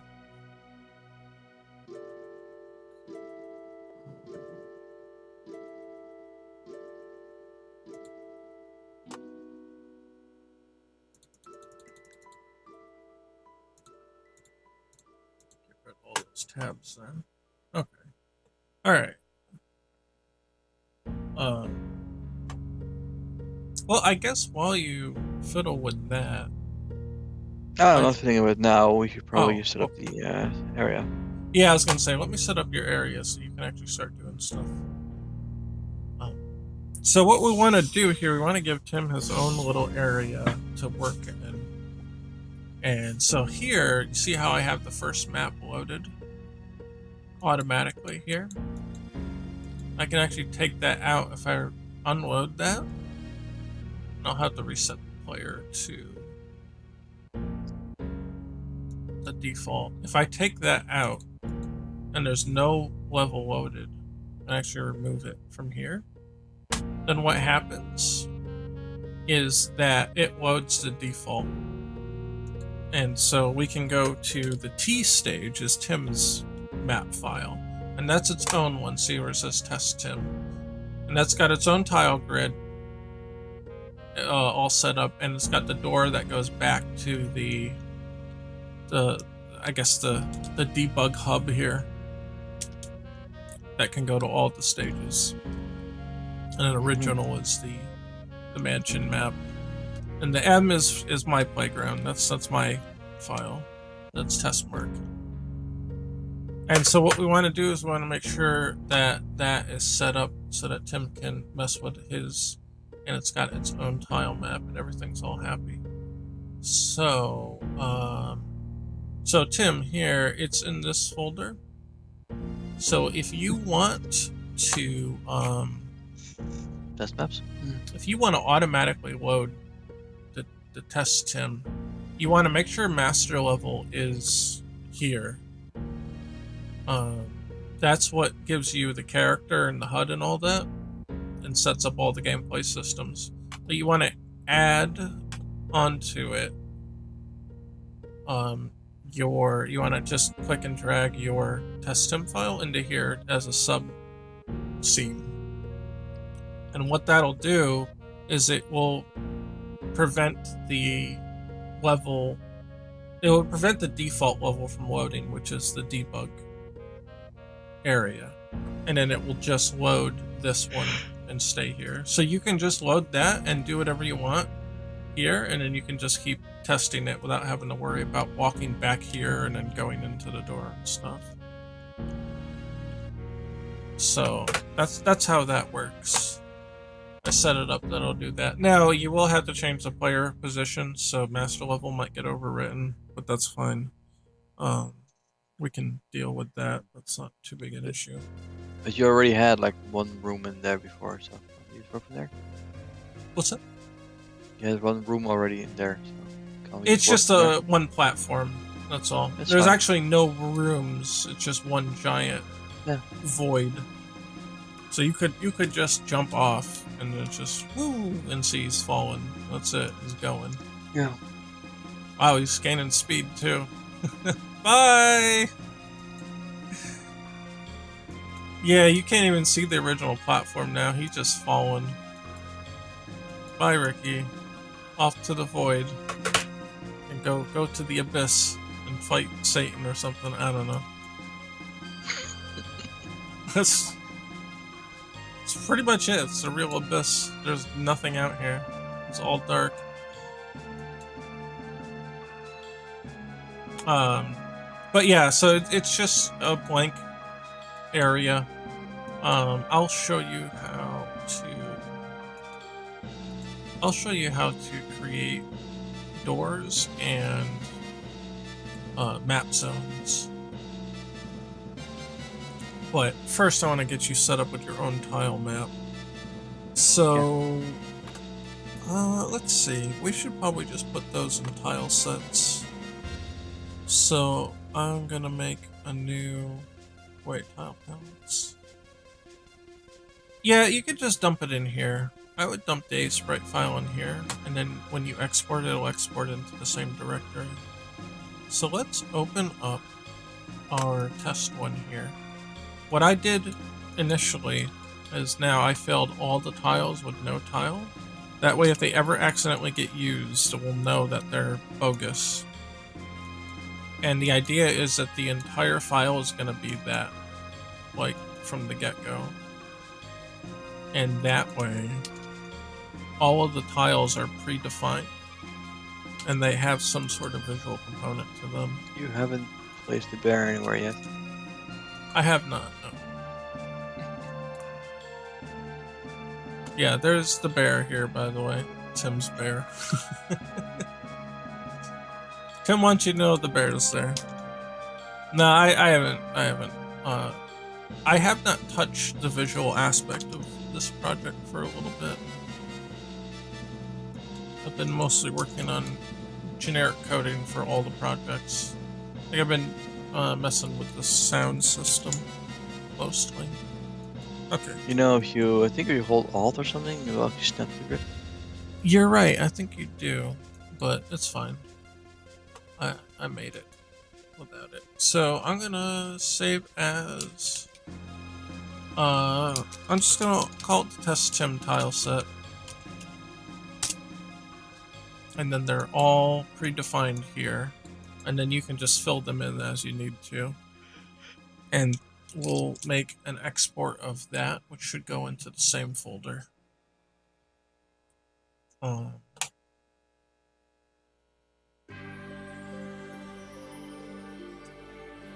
Yeah, I'll just open it from here.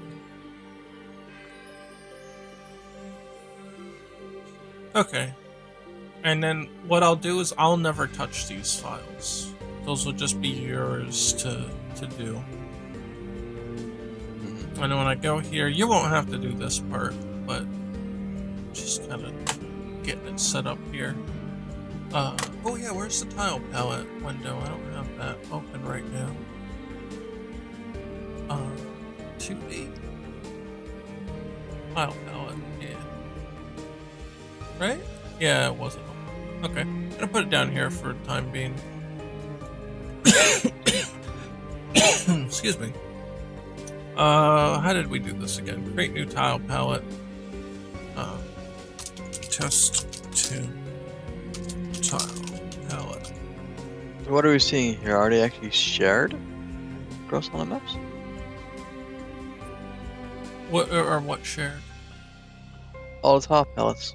Yeah, well, they will show up in the editor to be used, and then if you happen to use one of them in your tile map, then that will link the textures and the stuff onto that map, but they won't all be loaded if they're not referenced. So if you only happen to use the physical, then it would only load the physical, which the physical tile map is actually loaded here for this thing. You're triggering me real hard with the typo. What would I do? Oh, it's gone now. Flat. Test tile. Oh, I did 1T on palette, probably. You wrote plat. Palette. Plat. Oh. So I'll say create. I don't think we did anything different there. So we go to tile palettes. Wait, no, as tile sets? I don't know. Shit, I'm not sure now. Oh, wait, it wants me to create a folder for it or something. We'll just put it in tile palettes. Yeah.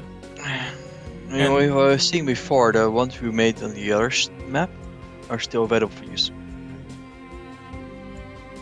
It looks like, right? What we do? The tile palettes we have for the other maps are still available for use in this map. They are. Just realize that if we change them, something might change on them. So you might want to copy that door into your own tile palette, just so that if the door ever changes or moves or gets removed, then it won't affect your area. Now the physical one, we'll just have to agree to not fuck with that one, so we can use that everywhere, because that's got the actual collision on them. That's special. But as far as visual stuff goes, then we'll just choose our own. I forgot to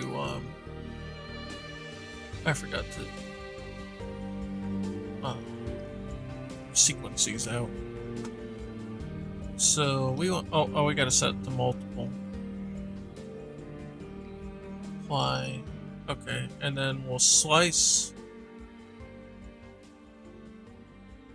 I guess automatic. Right, or no, sorry, by cell size. It'd be 16 by 16. And delete existing because there are none. It's fine. Apply. Now we should be able to just drag this into here. Yeah, and then just say tile palettes, and it should just go. It's gonna take a second.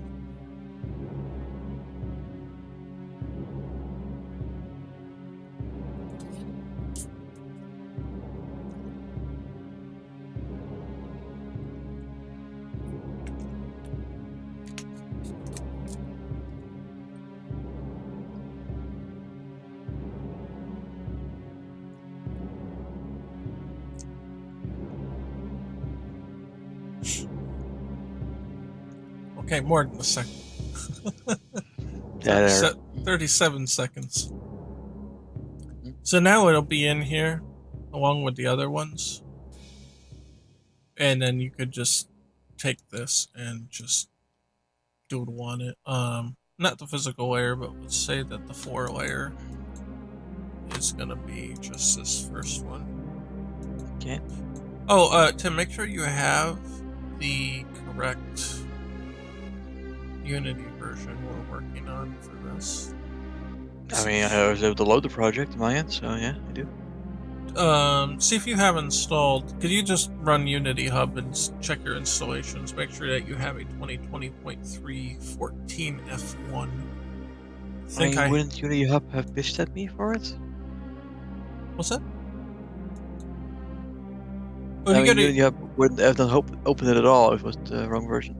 You go here, and then you have your installs on the left side here, and it should tell you which ones you have. I mean, I'm running 20.3.1 for F1. Okay, you got the one that we're on. I loaded the project, so it should work. Okay. Oh, yeah. Well, yeah, you've updated it recently then, right? You've updated from the... Yeah. Okay. Okay, yeah, you should be okay then. Eventually I'm going to migrate it to 0.17, but we won't do that today, so don't worry about that right now. by the time I actually have you migrated, there could be a new version anyway, so don't worry about it. You're making my disk space cry. Well, you could uninstall the ones, as long as they're not ones that we use, you know. Because I got the same problem, that's why I've only got 3 in here. I've got the 5.5 to some of our old project experimentations were done on that one. Maybe while you're at it, add a mark toss it as well. Oh yeah, I just want to get you set up first and foremost. So, now that we have it here, we could say, make this a 4 or whatever. I'm just going to draw a quick example one here. And then, I quite like that shape actually, so let's keep that shape. And there's a tile. How about that? How about that? How about that? There we do.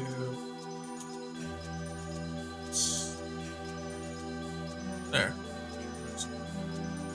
There's a 4. It's a 4 thing. So if we save it, copy over it, should update, and there you go. Now we have these 4s, and they're not set to no filter, so goofy. But there we go. Now they're fine. And so if I play it, and here it is. He's walking around. There. It's kind of a weird contrast there, but you know, you get the idea. Mm-hmm. And that's it. And then so now instead of like adding tiles and deleting tiles and shit to re-import, all the tiles are already set to a graphic, and you just replace the graphic and start using it whenever you need to. So it makes it a little simpler. That way you don't have to worry. Not until you do an extension. Then you have to worry about how that works. But for now, it should be ample room to just do whatever you need to on it.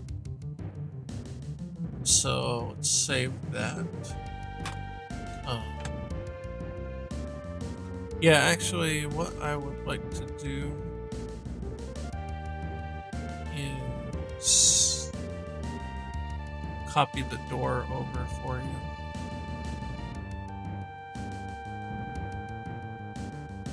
That's definitely something we want on multiple sheets here. So, I don't know. You know what, I'll leave that up to you, because I don't know where you're gonna want, how you're gonna want to lay stuff out. So, I'll leave that alone. And, yeah, that. Oh yeah, I doodled this a while back. Tim's seen this one, but I don't think I showed it on screen. Just kind of trying to make dirt, grass, and shit. I'm terrible at tiles, so I was just kind of trying to practice them a little bit. Anyway, point is, that should be all set on there. Let me save it. I think I was saying you want to make a marked version at the same time? Alright. Yeah, we can do that next, but I want to make sure that you're taken care of so you can start doing all that. The one thing I want to add, and maybe we could do that today, I don't know. I'd like to add a player default entry point to the file so that we don't have to keep changing the player's position here whenever we load a different submap in the editor. Because if the player is here, but the map's like over here, he's just gonna fall, like he's not gonna get warped over there. But if I can make an object that acts like a beacon to say that if he has not entered a door, he's going to be affixed to this first, if it's his first time entering the map. Something like that. Well, whatever. Let me get that shipped off to you. Now that it's there, you should be pretty much ready to go. So, fortunately, I'm going to black out the screen for everybody else. because I've got to send it through the server. Dead air. Yeah, dead air. And you guys don't get to see that, unfortunately. So, and there's a lot of assets here now. Let's add all those. Take a minute. And let's say added tile set for Tim's stage. Added shadow monster that follows. I mean, that's why it's spelled shadow, right? Of course, you guys didn't see that. I shouldn't have even said anything. You guys couldn't see the typo. See? I just always put myself down. Oh man, that's going to take a while to upload, actually. It's going to take like a minute, so that's alright. So we'll just jibber jabber in the meantime. What'd you do? You wrote shit out of J? No, I missed a couple keys. It was just, it was almost like shadow without any vowels in it.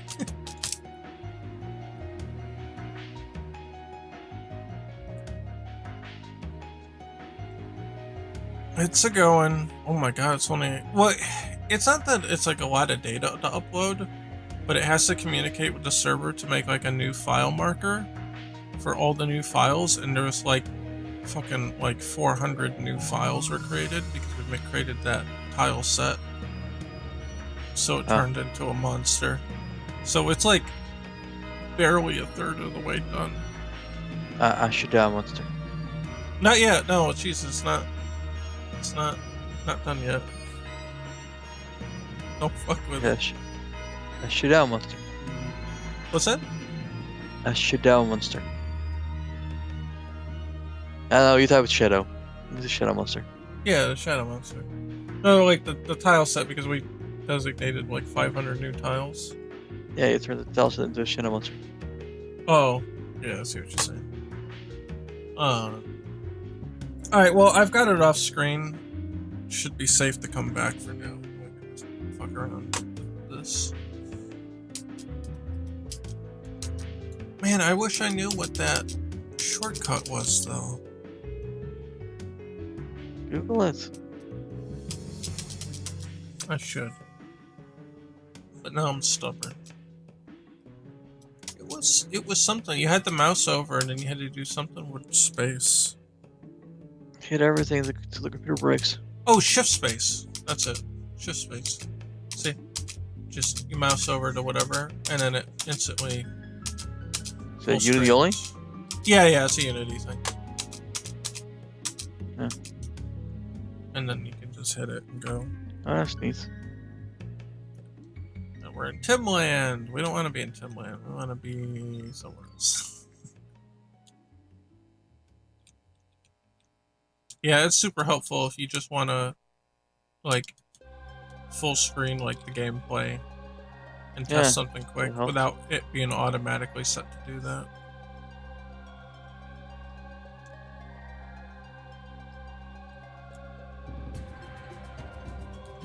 You could do cool things like have like an after image on this guy too. Be a good effect.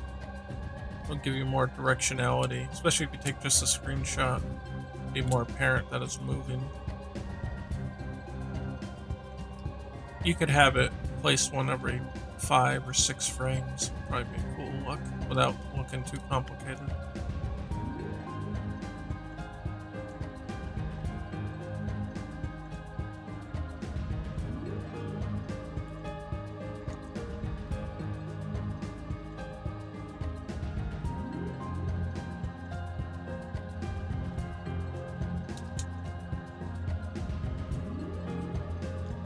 There he is. Oh, I got hit.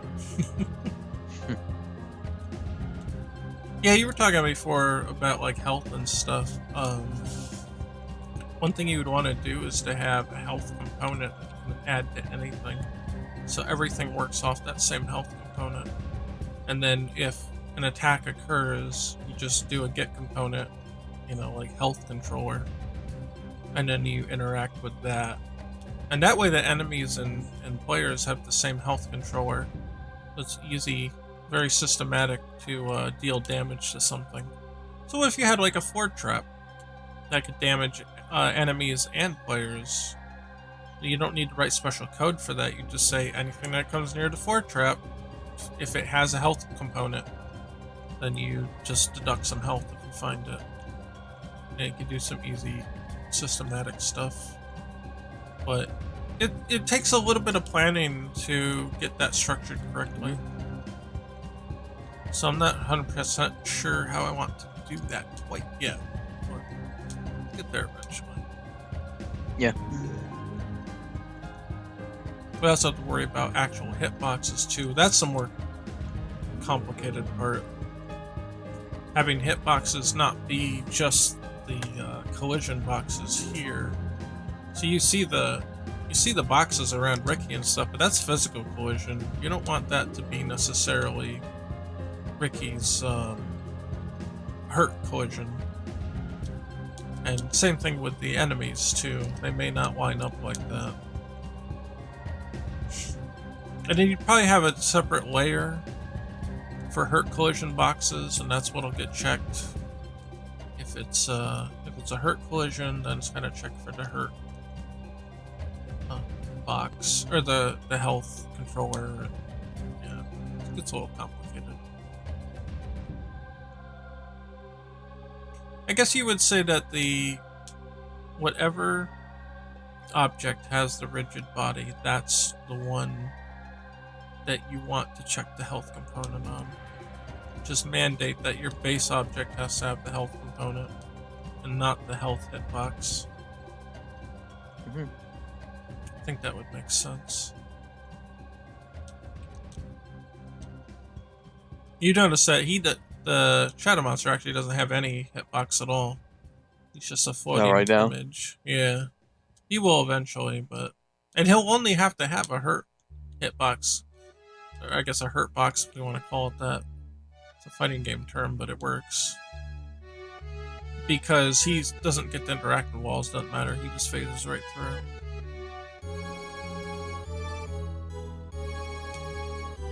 It's funny, something I doodled in 10 seconds, but actually looks kind of cool.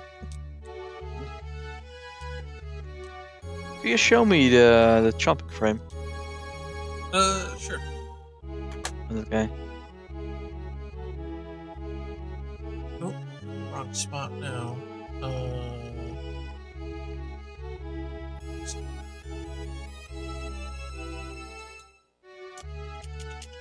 This one? Wave delay. Take a picture.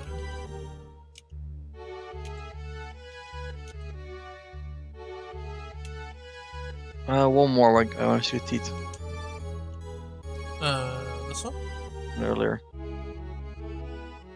Yeah, he looks like a lot more teeth in the frame before it. He does. You have I literally just these. Yeah, I'm wondering. Super quick. Yeah. Think this frame. Send this frame to me. Oh, I guess I needed the whole file. You can pick out all the parts you want. Oh yeah. Just want to see that frame though. Just that one. Where is the file? Oh, right. Sprite.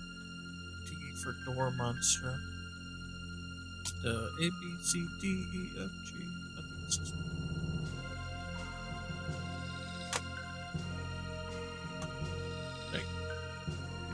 It is set. Yeah, you can just hide the Ricky layer and go from there.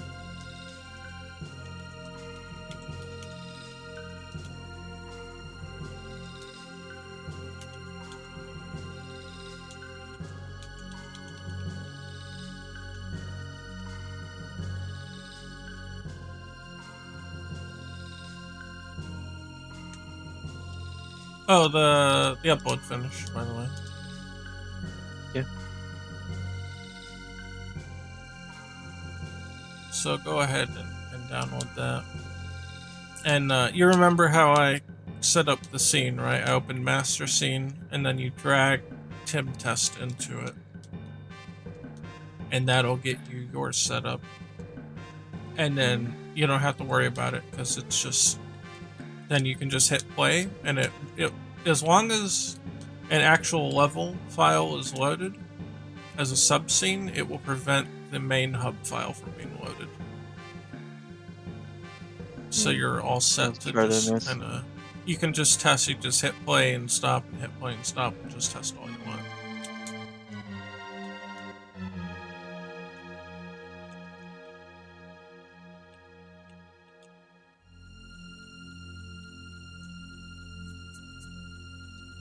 And then as long as you stay in that file with that tile set, then I won't touch it. And then everything in there will be yours. Wait, did I show the CRT filters? We weren't here last week. I forgot all about that. Hold on, I got CRT filter that we made. It's kind of like a work in progress one, but it looks really cool. Yeah, you'll get to see it in real time now, Tim. Okay. So I gotta go to the camera. And I've gotta turn post-processing on. Maybe it's already on. Oh, that's already on. Okay, that's on. What do I gotta do then? Oh, right, I have to change the profile to the CRT profile. And then on here, I activate the scan lines. Yeah. Here, look at this. It's pretty cool. There! Now it's got the scan lines and like the CRT bloom on it. Yeah, that shit looks good now. Looking retro. Obviously there's some, uneven scaling going on still, but it's the start of a CRT filter. How about that? Looks pretty cool in motion. Wild on the white. Yeah. It makes things a lot brighter looking. But you also have to do that because of the scan lines will darken everything. It's like Ricky is fading into the light. Yeah, kind of. Just trying to get down here. It looks cool though. It does, yeah. It gives a greater degree of contrast, like those displays used to. And obviously it's trying to approximate that look. So it's doing its best on an LCD. An LCD can't get that bright like a CRT can. Maybe an OLED can, but definitely not an LCD. So you kind of have to trick it with contrast, make it look high contrast, and it looks brighter than it actually is. I think it looks cool though. That looks pretty good. And we can make something more advanced as time goes on, but I think it's a pretty decent approximation. It doesn't quite have the smoothing effect to it, but sure, I could do something with that as well. If I don't know if I decrease the sharpness. I could try that. Don't forget to add a blurry filter. Well, that's what I mean. It's a little too. Oh, the shift space isn't working to undo the thing. I guess it's only when you're not playing that it does that. That's funny. But yeah, if I go to global volume here, I could add. So here's color adjustments, contrast, lens distortion. I think if I add. I don't know. Let's see. Motion blur? No. We don't want that. Well, like softening. Or sharpness. Is there sharpness?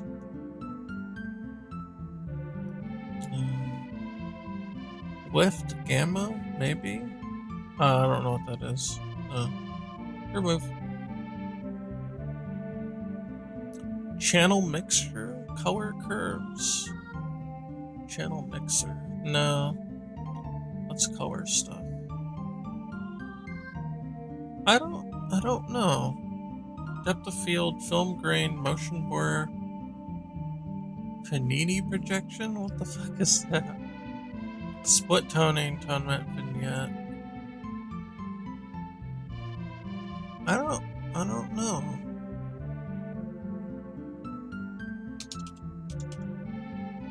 There's no like sharpness.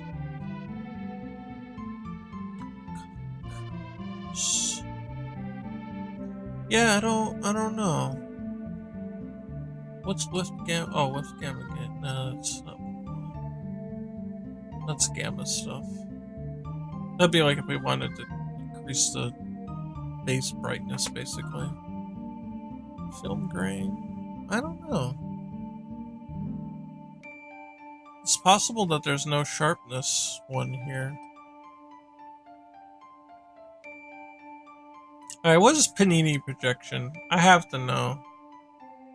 What does it do? Oh, I don't know. I guess it's kind of like the lens distortion, but different? Crop to fit. I have no idea. It's weird. It's very strange. I don't know. We'll get rid of that one. Curves, car look at depth of field. We don't do that. That's 3D stuff. Film grain's kind of cool. That would make it look like a low quality signal, potentially.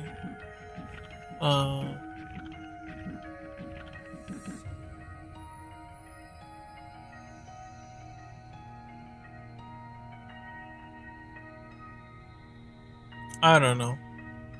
Maybe there's a way to get motion blur to go. No. Well, let's see, clamp. Yeah, but it would only happen if you were moving. We'll take that out. I don't know. Maybe there is no sharpness filter. That's disappointing.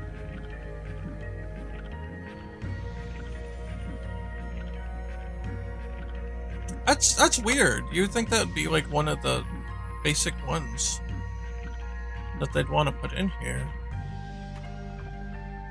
But apparently not.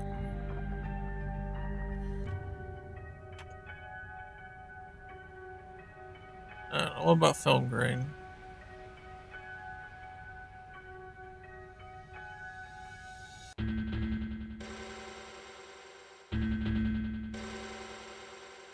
Crank the intensity. Oh, you can see it on this one too. You can see it on the preview here. That's funny. I wonder how that would work. Oh yeah, you can see the film grain. Makes it look like a low quality, like an RF signal almost. That's funny. I'd like to make all these like little options that you could add to it. Actually, it looks like a real fucking composite signal. That's funny. It's like the way that it scrambles a little bit. Not even like composite, but like that RF signal. That's where you would hook it into the actual cable coax back in the day. I don't know if it was different for you, Tim. I don't know what I don't know what the video standards there were. I'm pretty sure it was something different, but we had the cable coax, and then you would hook the Nintendo in between where the cable comes in. So the cable comes out of the wall like a power plug, and then it plugs into the TV, and that was how you got your cable channels.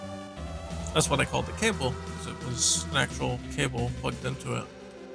But you would insert the Nintendo device between the cable from the wall and the TV, and that would be the RF signal. I don't even know what it stands for. It's the coax signal, and that would it would kind of like pipe it in for you. So it would take over like channel 3 or 4 or whatever you set it to.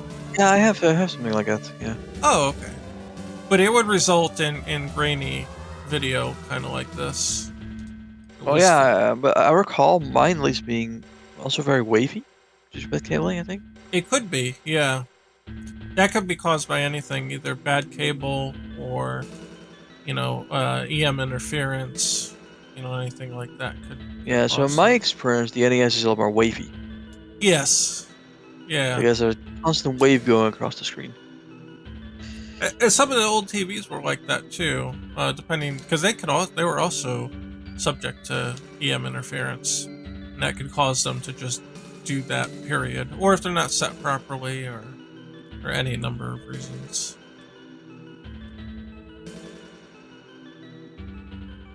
It definitely looks like a low quality signal though. It's so funny. It looks so legit, even though it's pretty basic. It's really cool. We do like medium 6. I don't know if that changes anything. Because it's basically like TV static. So like if you just unplug it, you go to a channel that's not hooked up, you get the TV static. Like that interference is still in the signal, in the line. It's just that you don't see it as much when there's an actual signal in there. I think medium 1 actually looks pretty good. Let's see, large 1. Let's try that. That's okay. It doesn't look quite as... I don't know. It looks alright, I guess.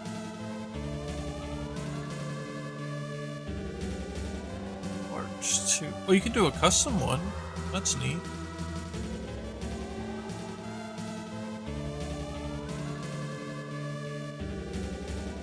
The large 2 looks pretty good.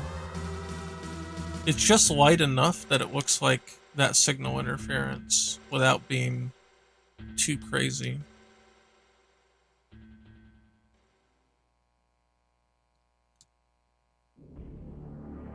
Yeah, it looks like the edge of those composite signals where they're all a little scrambly. I'll probably leave that on the filter.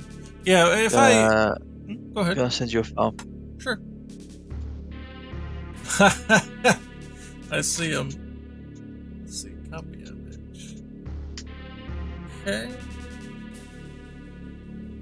Actually, let me make a slight change to that. Oh, okay. Go ahead. Because I don't look at the small one, it didn't quite right. I think I like what you did with it, though.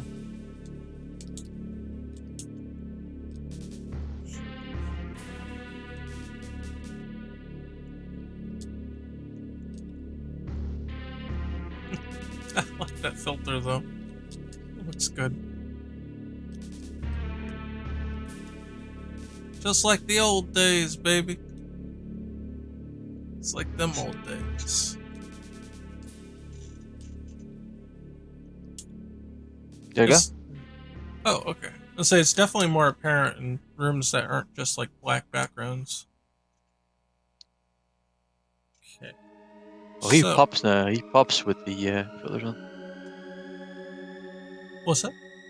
The moving sprite really pops with the filters on. Yeah. Yeah, it does. Light red. Yeah.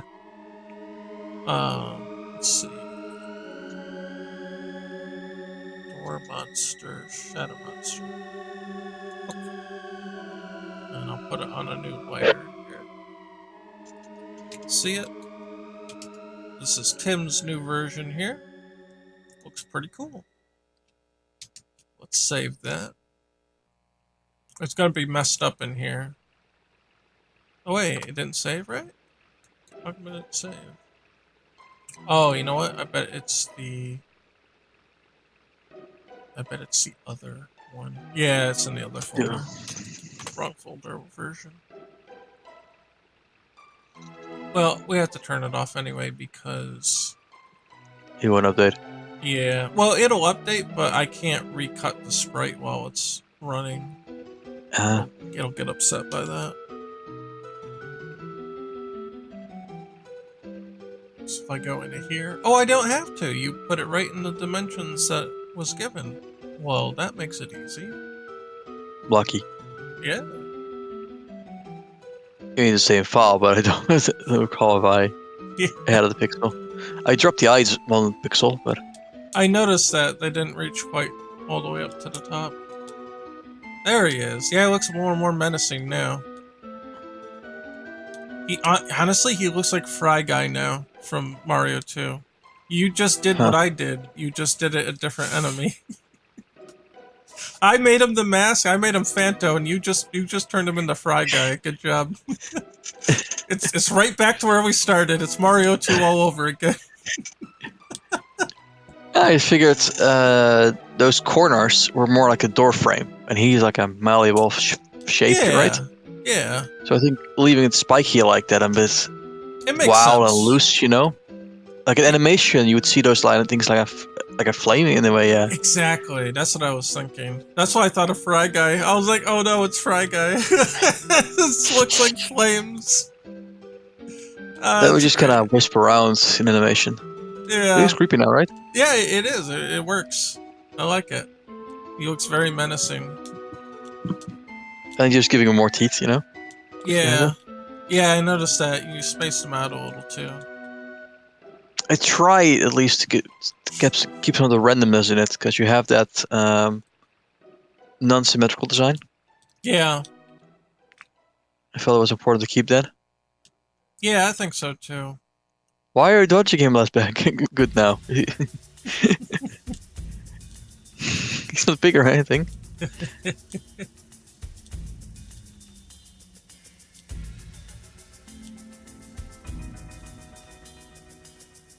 it comes. You gotta show the koi later. Yeah. Oh, you get hit there? Yeah, I did.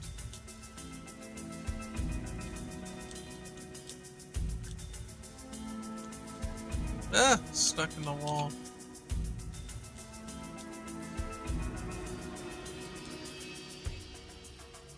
Do they have a code on enemy behavior that's like they're afraid of you? Running away? No, not yet. There's no reverse of this. This one's really just if players to the left, then accumulate acceleration to the left. If they're to the right, do it to the right. They're just within certain thresholds. So I can say that the Y acceleration is slower than the X acceleration. And that's why if you just wait here, you'll see he kind of stabilizes his Y within a certain range here, up and down. So he's got a certain like sine wave like movement. Mm-hmm. But it's because his Y corrects like way faster than his X. His X will correct like the entire length of the screen. It'll take him to stop. But the Y will correct much faster. And that got me the effect that I wanted out of it. He's pretty creepy looking, actually. Yeah, he is. He's pretty cool.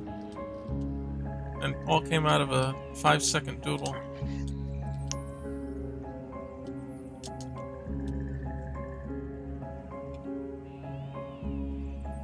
But anyway, drawing on stage T. Yes. Yeah, so I have the tiles in there. Is it usable now? Do I? Or I think I need to be careful with layers. Yeah, I was gonna say, just make sure you're on the right layer when you're placing one down, but all the tiles are predefined, so if you just like replace the no tile graphic with something, it's automatically ready to go now. All the tiles are defined in active, and are active, not inactive. Kind of slurred the speech there. So you just have to replace the graphic and it'll just be there because they're all loaded or automatically. I think that's the safest way to go at this point, instead of like micro adding tiles like all the time. Just predefine every single slot and then just have a graphic there so that if you accidentally use it, we don't run into the situation of it was blank and now we drew something there and realized that we were using it as blank space and now it's like fucking everywhere on the map. You have to edit it out. So if you do misplace something that hasn't been defined yet, then you'll see the no tile. And you're like, oh, okay, I shouldn't place that there. You're having way too much fun dodging this guy. It's cool though. I'm also like checking the filter out too. Let's see. Chat says, did you irk the underside of the spot between the chonet? What? I don't understand the question. I don't know if those are typos or what. I am sorry, JTE. I don't understand the question. Or, I don't know. If you could clarify, that would be great.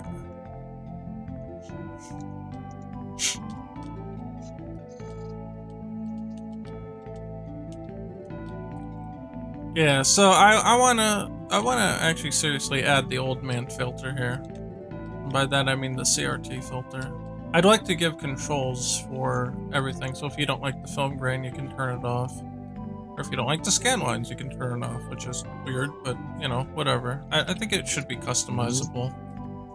And then maybe change the scan line, you know, thickness and stuff as different options. You want to replicate my signal? Add a giant sine wave across the entire screen vertically. I don't even know how we'd do that. We'd probably have to build like a custom shader for that. I don't think Unity has that kind of thing. That'd be crazy though.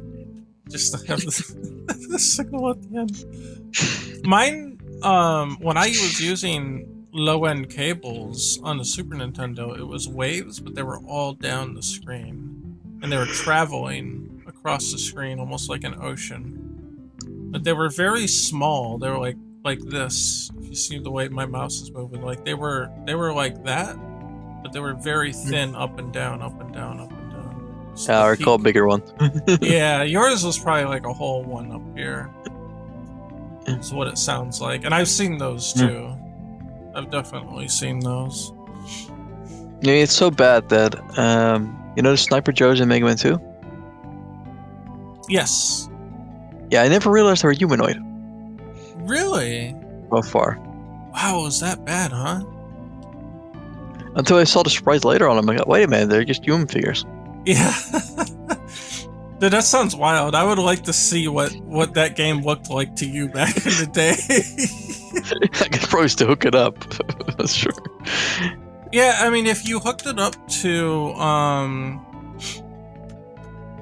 VCR, then you could output it through composite, and you could probably capture that with a capture card if you get one. You have the Elgato, right? Or no? Yeah, I do, but I don't. It probably doesn't have composite though. You'd have to get an upscaler, like a RetroTink or something. Yeah, you'd have to do that to do that. That's how you can capture the RF signals or the cable signals, because the VCRs will take in the cable, but they'll pump it out through the component. Looks like the NES is connected at the moment. I'm not getting power, so it's probably not connected. And then you can take that composite signal and run it through an upscaler.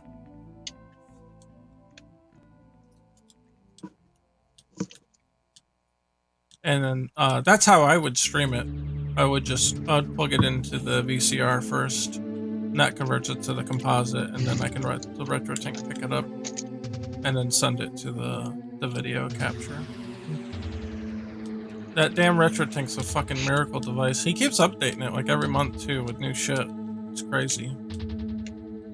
He's all like, oh, I was programming stuff and I realized I was using too many resources for this feature, and now I've got more room to put more shit in. And I'm like, cool. And he starts putting more stuff in.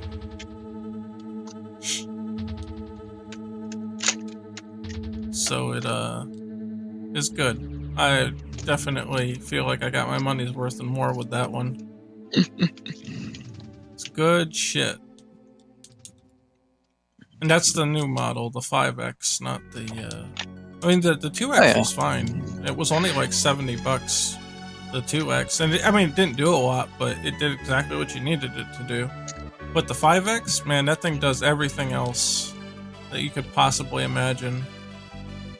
It can take in, well, the 2X was limited to the 240p signal, so that's like the NES stuff, or the 480i, which like the GameCube and the PS2 and stuff use that.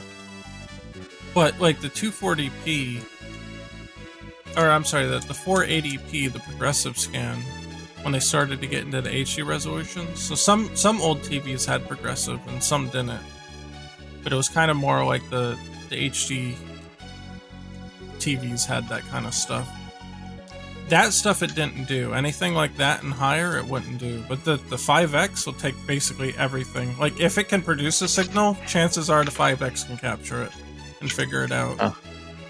So you can even hook up like your 1080i Xbox or like PS3 signal to it. It'll catch it. Like if you had the component. Whoa! What happened? What'd you do? Press the NES. Wait, why did it beep? What the fuck? Yeah. Wait, why did it beep though? It's Mario Duck Hunt. Beep. What? From the menu. That's right. Yeah, great, because you select it with the Duck Hunt game. Yeah, you're right. Okay. I was like, wait a minute, the NES doesn't beep? What the fuck kind of bootleg NES you got? But no, it's the music. That makes sense. I'm not seeing giant waves anymore, but there's some sort of wave in the signal. Yeah. Get to a photo of it or something. Yeah. I'd be interested to see what exactly it looked like. Or like a quick video with your phone. This is on my current TV, so it's kind of... Oh, that's why I said the type of TV, the amount of interference, the cable quality, all that can influence that kind of thing. So it may not even be completely reproducible. It could have been just that specific set of circumstances made it look the way it did.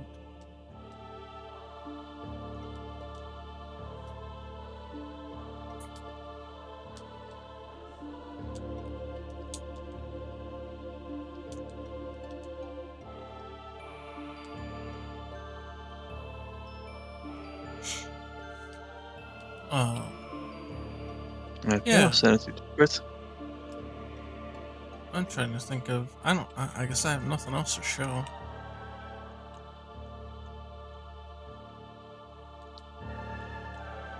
Where are you? There. Oh, just gonna send. But I was wondering, can you put some sort of frame around the door in the cruise room? Oh, I could. Like, is it possible? My file's too powerful. It's too long. It's too powerful. I'll make another video, shorter one this time around. Yeah, I mean, we don't have a frame around. Is it possible to make a partial frame using the tiles we have? Let's see. Okay.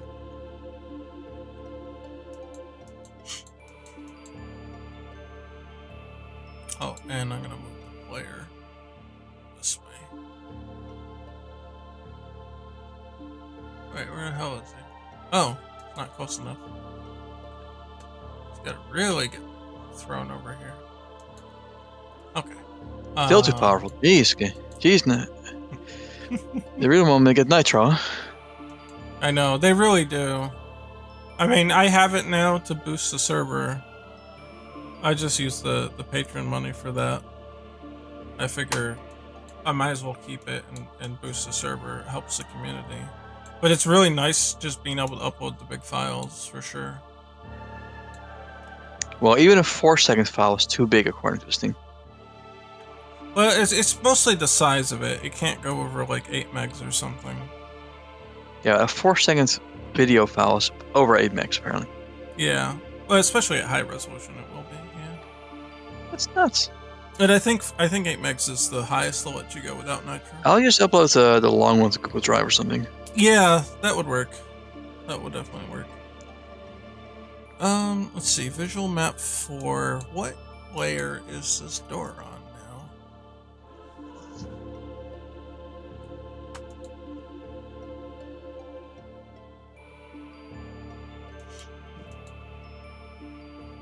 now? So upload.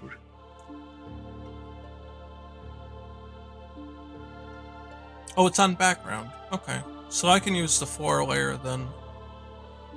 Yeah, 4 seconds is 12 megs. Mm. Yeah. Yeah, that would do it.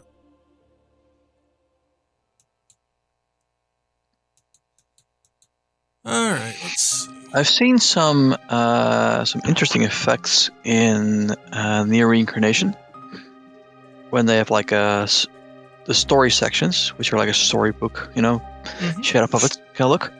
Yeah. And during certain parts of those, they're trying to imitate glitches.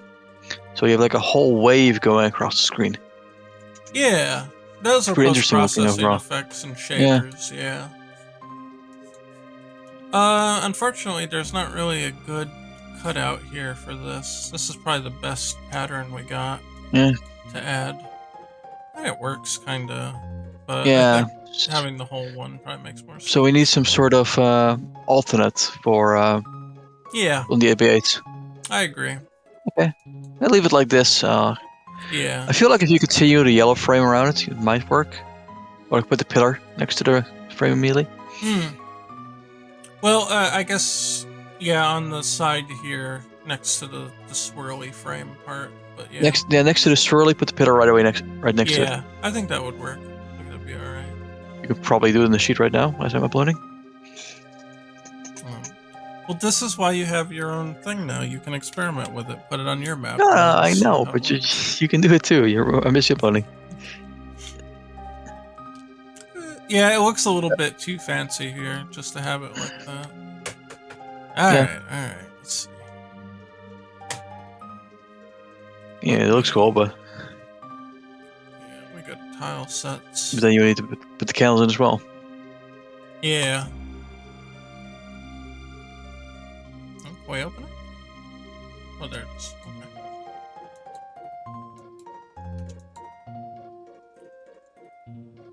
Oh, yeah, just copy this and put it above. Oh. Yeah.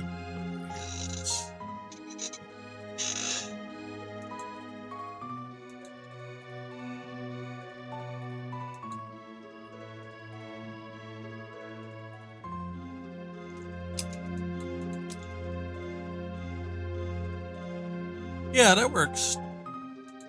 That fits. I think that'll be okay. And we'll put this one right here. And copy the other side. Yeah. It's a bit hard to tell when the one tile ends when the other begins. The way you did it. What do you mean? Because of the outlines. Oh, the no tile, you mean? Yeah. Hey, you could just add like a highlight on one side, just like this. I feel like if they were checkerboard, it was probably easier to see. You know? Oh, yeah, you could do that too. Yeah, Or no black outline. Yeah, go ahead and change it however you want. I mean, it's your file too. But yeah, I get you. Because at one point, yeah, maybe something like that, yeah. Maybe not that color, but it's like the black outlines start blending together. Yeah, if you just did something like this.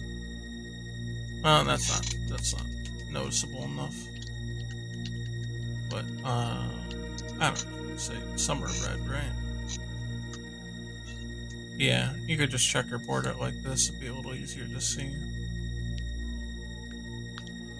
And then maybe have a highlight on them. I don't know. Either way, it doesn't matter right now. But all right, what do we got here? Yeah.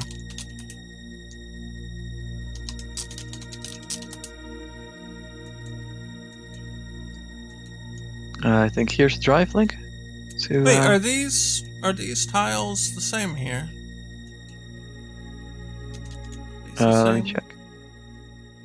No, they're not. The pattern makes them so they're not. Huh, funny. That's alright. They're offset. They're both offset a little bit due to the nature of the how it pattern, and even left and right is not identical because of the shadowing. Right. Alright, I'm gonna take those out then and use the new ones. And it looks pretty cool. Yeah, that works. Do I have one offset here, or is that not supposed to look? Oh no, okay, the right side is supposed to be a little darker. Like the doors set into the background. Yeah, that works. Okay, that's cool. We have a smaller version. Yeah. And then that doesn't need the Yeah. Yeah, that looks pretty good. And it doesn't need the candles on it. Feel free to place the bear. Where would the bear go? We're gonna need a new. We need a new room now. Yeah, that looks good at least. Yeah. Although I would move the symbol up one tile. The dimension symbol. Yeah, the demonic symbol. Oh, this one up here. And these. Oh. Yeah. Let's see, so that will be on back. Oh no, I want selector. And then move. Oh, that didn't work. Oh, no, it's actually not on that layer. Okay, that's why. It must be on... Must be on the 4 layer then. Yeah, it's an overlay. Yeah, it is. Okay. There we go.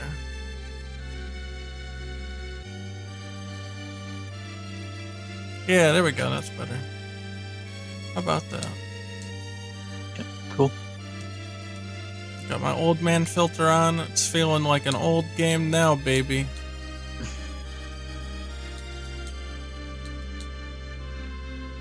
It's feeling like I plugged in my old RF on my NES and just need the shitty sine wave on it and we're all set. Well, look at the video I gave you. Yeah. Oh, yeah. Did you send it? Okay. Yeah. Oh, okay. Gotcha. I need to request access, apparently. Requested. Okay.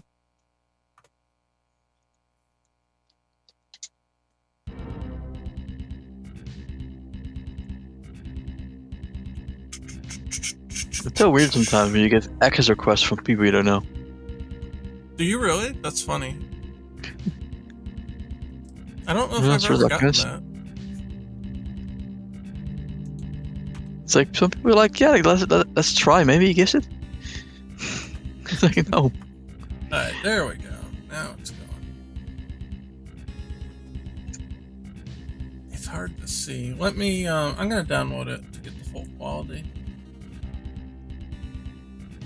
Yeah.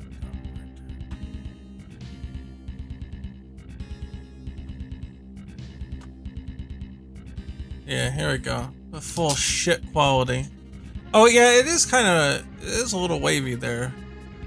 That might be more or less the composite or RF signal. But yeah, that looks like the shitty old signal to me. There you go.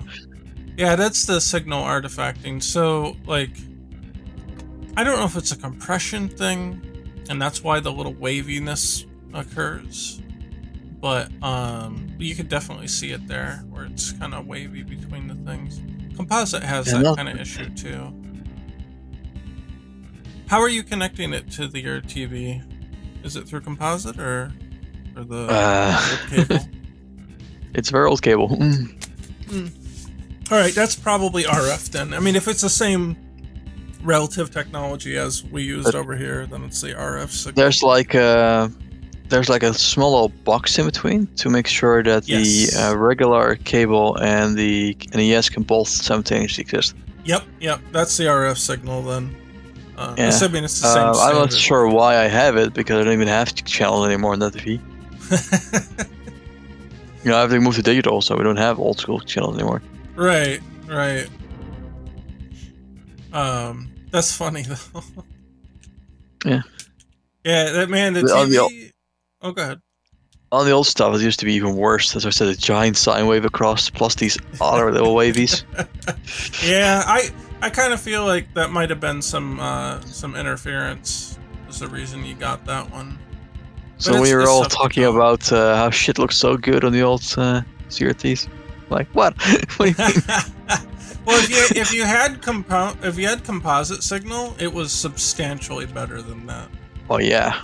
Yeah. And most of the TVs looked really good with that. So especially like Super Nintendo and all that, they look pretty good with composite, you know. Yeah. if we look at the raw signal, it looks like shit on an LCD, but on an actual CRT, the way that displays, you didn't even see it, you didn't even notice it. Like, for real, it was good. It looked fine. You know, even today, if you pull out a CRT and hook up your console with composite, you probably wouldn't even notice that it was. But yeah, anything like this, I would never see. Now, if you have a better signal, like you were in Europe, so like you potentially had access to like a SCART RGB setup. That would substantially improve the video quality, especially from that old shit. Have you ever dealt with that being in Europe? I mean, the SCART cables. I mean, we have the cables for it, but it's like the NES doesn't have the cables for it. Oh, the NES doesn't, for sure, but like the Super Nintendo or the Sega Genesis. No, I don't have anything until the Wii. Oh, okay. There. Gotcha. So you're all like PC. Yeah. Yeah. Let's see. What have I got lying over here? I got an NES. I got an Xbox with an NES on top of it, with a Wii U on top of it, with a Wii on top of it. What the fuck is wrong with you? There's an Xbox One somewhere in the corner over there as well. Do you have an Xbox One? Hand me down, but yeah. Oh, I was saying, what the hell did you get that? It's hand me down. That's funny. It has a lot of Dragon stickers on it. Your console experience went from NES to Xbox to OG Xbox. What the fuck is wrong with you? No, my dad bought it. Oh, I know the story. It's just funny. It's just like, what the hell? What happened? That's hilarious. Hey, I got a Switch lying around here too. Oh, that's right. Yeah, you do have the Switch, but still no PS3 or PS4 or PS5. I personally choose to get Nintendo systems because there's no chance in hell you ever get any of the games on PC. Yeah, that's true. That's very true.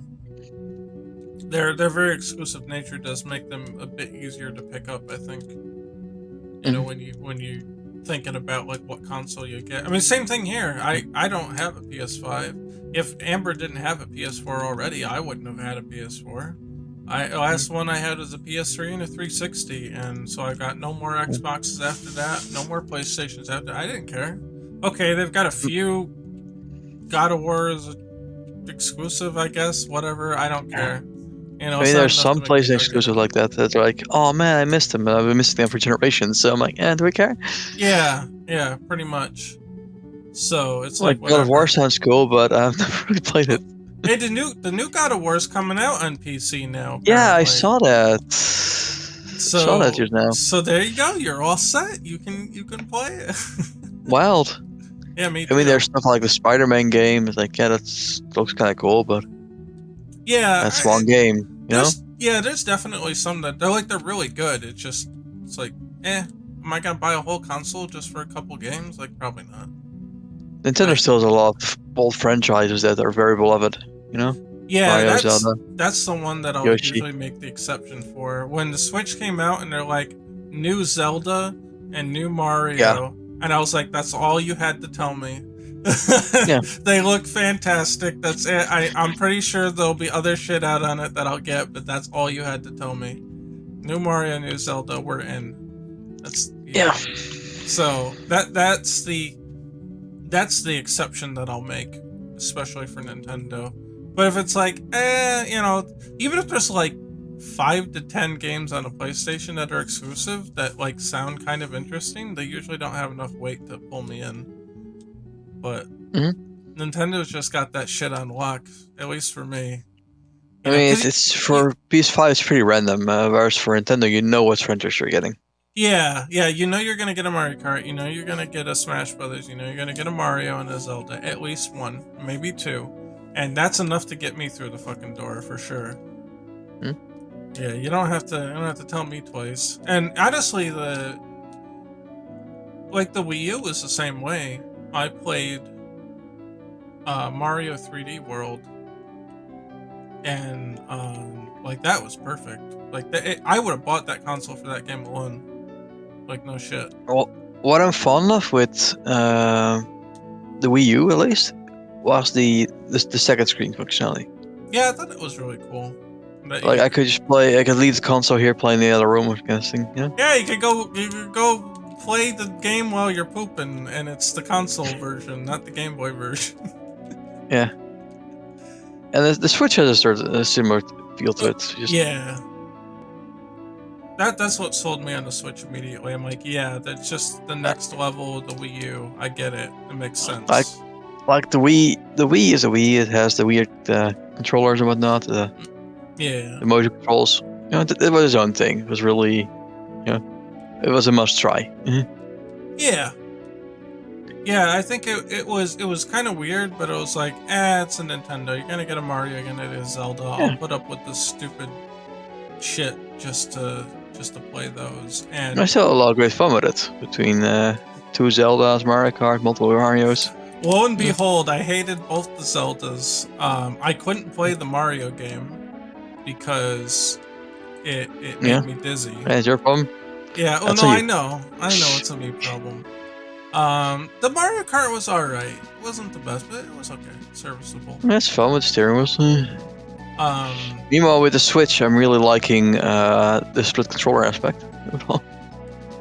I'll tell you, when my arms were the worst that they were, and I couldn't hold an actual controller, the fucking Joy-Cons saved my goddamn life. I could actually play games with them because I could split them apart, and that was enough to keep my arms happy, and I was so happy about that. And then I haven't used them since. Yeah. I can hold controllers again, so I'm okay. But that was a real lifesaver. I got to play some games on while having them apart. And that really helped my recovery. I would have gone fucking nuts if I couldn't do anything, because I couldn't work on anything. I couldn't actually do any desk work, so I was going fucking nuts until I figured out that I could keep those two apart, and then it was comfortable. And I'm like, hell yeah! At least I can play video games. I think I just saw an artifact in the tiling gun. Oh yeah. There absolutely is right there. I'm not rendering. Yeah. In, heck. Yeah, I'm not rendering in pixel perfect. So yeah, just that one section only. Like, why? Yeah, if I rendered in whoa, what just happened to go very blurry? Yeah, I'm rendering in the base resolution now. So all the post-processing effects are at that resolution, which are going to be very blurry for. So they're going to be very distorted. Very strange. That'll fix the tiling glitch, but it see, now everything looks smooth. Yeah. But of course you don't get the high quality filter because it's super low res. Now, realistically, like, we'll eventually be mixing and matching those modes of rendering. So we'll render the screen at the low resolution and then re-render it at the high resolution with all the fancy shit. And that'll look fine, that'll look good. But I don't have that set up. I have to parse that out. I've only ever done that setup in Pocket Fighter.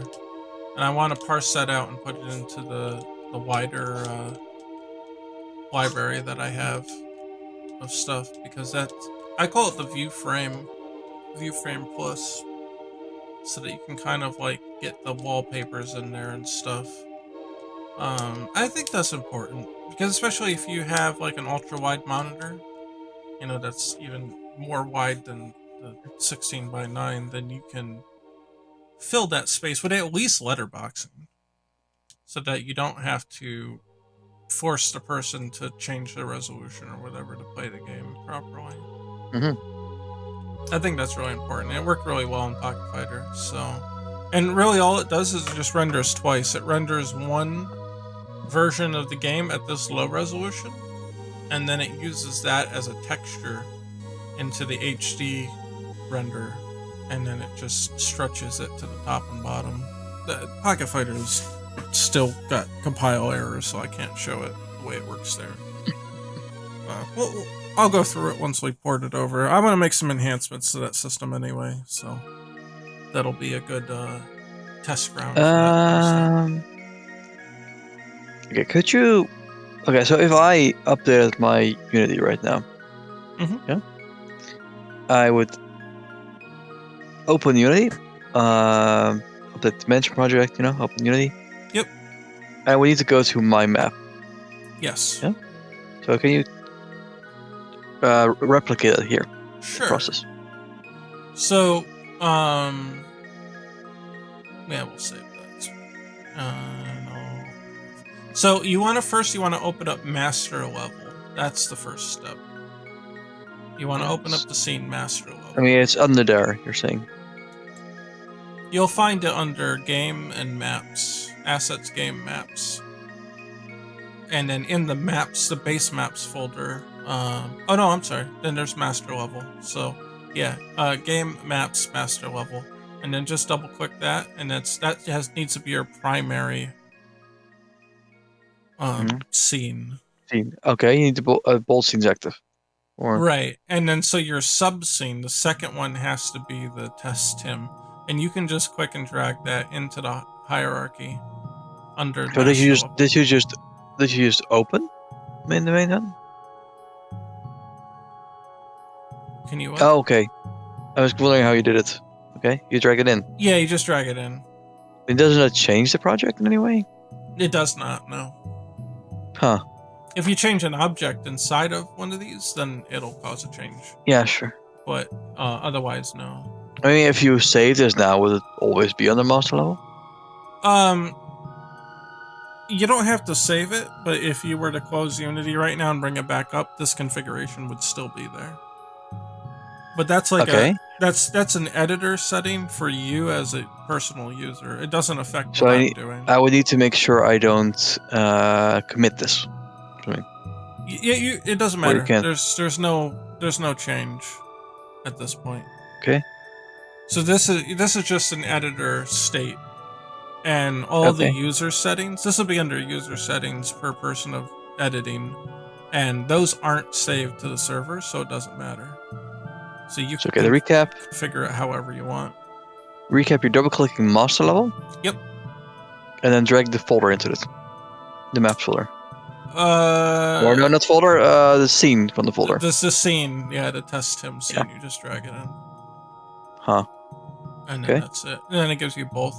Now, if they ever get mixed up for some reason, I think you can set the, let's see. Select scene. Set active scene. That gives you your primary. The master level has to be the active scene, otherwise it won't work properly. Yeah, and what if two different scenes were put into here? You could do that. I don't think it'll have a problem with that, other than that it'll be very strange. Will it play both simultaneously or something? I think in both scenes will just be overlapping.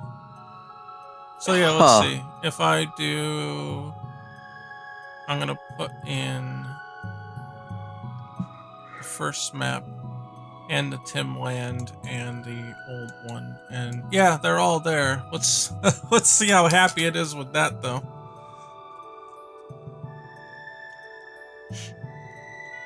Oh, I gotta get out of bounds. Can I still get out here? Okay. I gotta have to go to the scene view because. Where do the doors connect to though? Will they load them differently? If you attempt to load a different level, it'll unload everything here, I think. But I wouldn't recommend to do this. We'll put it that way. But yeah, they're all here apparently. Can you land on it? Oh yeah, yeah. Wow. Okay. It's not too surprising because all the tile maps are different objects. They don't really interfere with each other. So not even being in the same space though? They would just act like overlapping colliders. That would probably screw it up. Yeah. If they were overlapping, that would probably screw it up. No, actually it shouldn't. No, it shouldn't. No, it should be alright. But if you enter a door like this, it'll, oh, it didn't. It didn't wipe it out. It got confused. That's hilarious. What the fuck? Oh no, it's loading multiple versions of the maps now. Oh no, it's not happy. Oh, it's very unhappy. That's hilarious. Only certain ones are getting unloaded. But like copies? I think there's like 2 copies of this map now. No, maybe not. I don't know. Anyway, it doesn't like that, so don't do that. Only one at a Well, time. okay, so now what? If you've done that, how do you remove them? Oh, you can just right click and just go to remove scene. Okay. And it removes it off of there. Yeah, it's okay. Now go through the door. Okay. See the hierarchy. You can play while you do it. Oh, sure. Yeah. So under normal circumstances, you have 3 scenes. There's the master level, which has Ricky and the HUD and all that, and that never gets unloaded.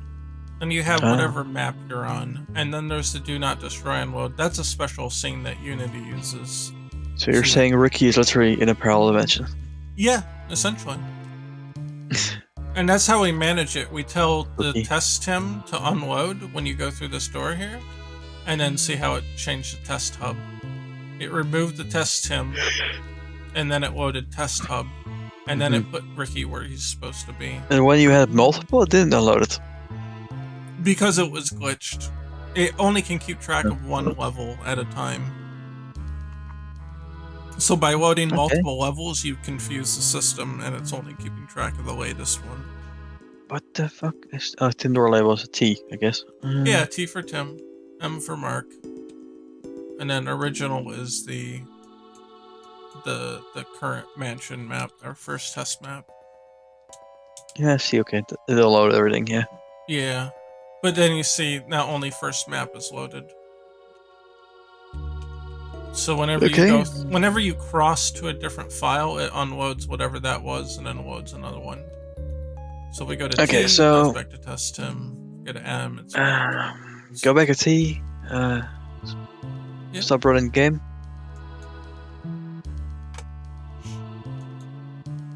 Stop running the game and draw some physical space. Sure.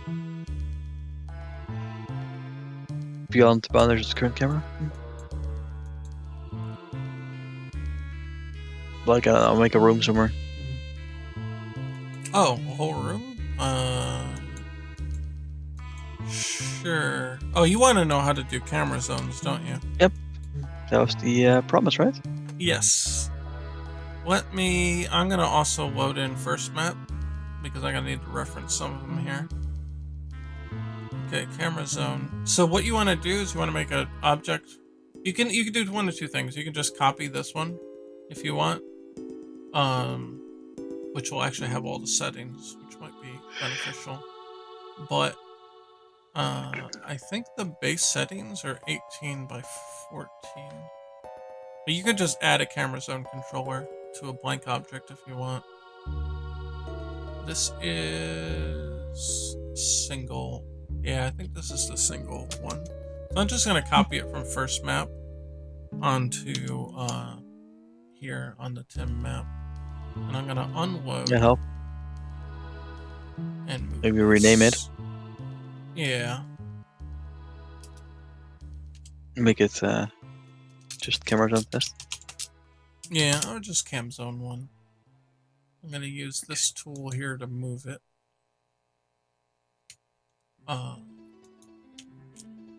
So we can, yeah, so this room here is a little bit bigger than, that right? Yeah, that's the size. So this room will now walk to, the camera will walk to this room here. All you have to do is add them, and that's it. It's easy peasy. You just add them, and you can change the size if you want. Then you could just copy and it. The camera will try to respect those boundaries. If it's within a zone, it'll respect the boundary. Okay. So you can do. So I guess you make a copy. Yeah, you make a copy. You just start call to drag it. Just call it cam zone, and the thing will fill it in. Yeah, you're right. And then if you hold control while you're dragging it, it'll keep it to the grid. And so now, if you move from one to the other, then it's stuck here. But if you go down under it, it'll uncling.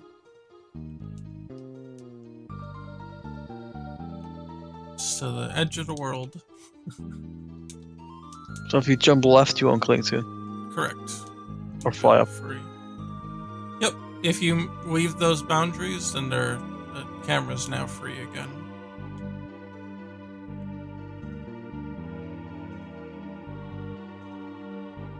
It's pretty cool. Okay, so that's how it works. Yep. Is there any benefit to making those smaller than a screen? Not really. Not right now, at least. We could potentially like maybe if you want to change the height of where the camera is. You could potentially do that. It's not really too much merit in it right now, though. I mean, you could just leave this size and move it down for the same result, right? Yeah. And it would just do this, but then like when you go between the rooms, it'd be kind of a different Y position that you start on. I mean, there's some reason to do it. Potentially. Like you walk there and suddenly you come up to a cliff or something. Yeah. Yeah. So now here, So you undid that Y change, right? I undid what? You undid the vertical shift. I did, yeah. Yeah. So now I can make the room here. And just create... Well, I'll get rid of those tiles in a second. A whole bunch of tiles I need to get rid of. Here we go. And here I can make an actual room. So, bring it down like this. Why is this up here? That's weird. I don't know, maybe I can do something. Whatever. Okay, you raised the floor by one. It looks like it, but I don't think he's standing on the actual floor though, right? Yeah. I don't know what those tiles are for. Fix it. F5. If you press F5, it will reveal the physical tiles, by the way. Yeah. Oh, you went through the... That's right. Well, that's normal.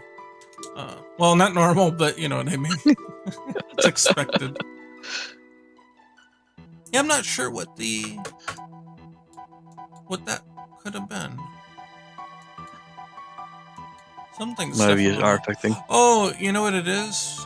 It's the camera bounce. Yeah, it's a camera bounce. But yeah, if you press F5, then it will show the debug tiles. If you just want to mess with those, then you can just turn those on. Yeah, this looks simple enough. But yeah, you basically have to have camera zones everywhere unless you want the free moving camera, right? Pretty much, yeah. And then it just does one check at the end of the frame to figure out where the camera's supposed to be at that point in time. I'll do, eventually I'll do a system similar to that.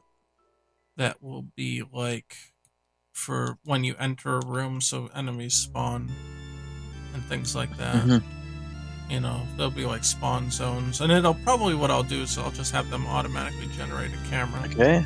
So you have the one enemy. How do we move him in?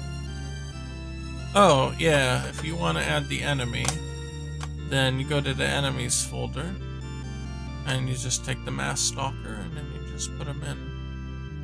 He'll be at 000 or 21, whatever it is. Doesn't matter. Then you can move him around. Run it. Yeah, you can move him around to here. No, you can run it from the start. Yeah, sure. And there he is. And he'll follow you around. Okay. Oh, you know what? His speed is all messed up. His speed is different. I must have calibrated it differently in the other map. Huh. His prefab doesn't have that. Okay. Saved back. I can do that though. If I go to first map, we'll load that. And Slow and creepy. Yeah. You can go to overrides here. If you change anything, and you want every single instance of the object to have it by default, you can go to overrides, and then you can say apply. And then now, Okay.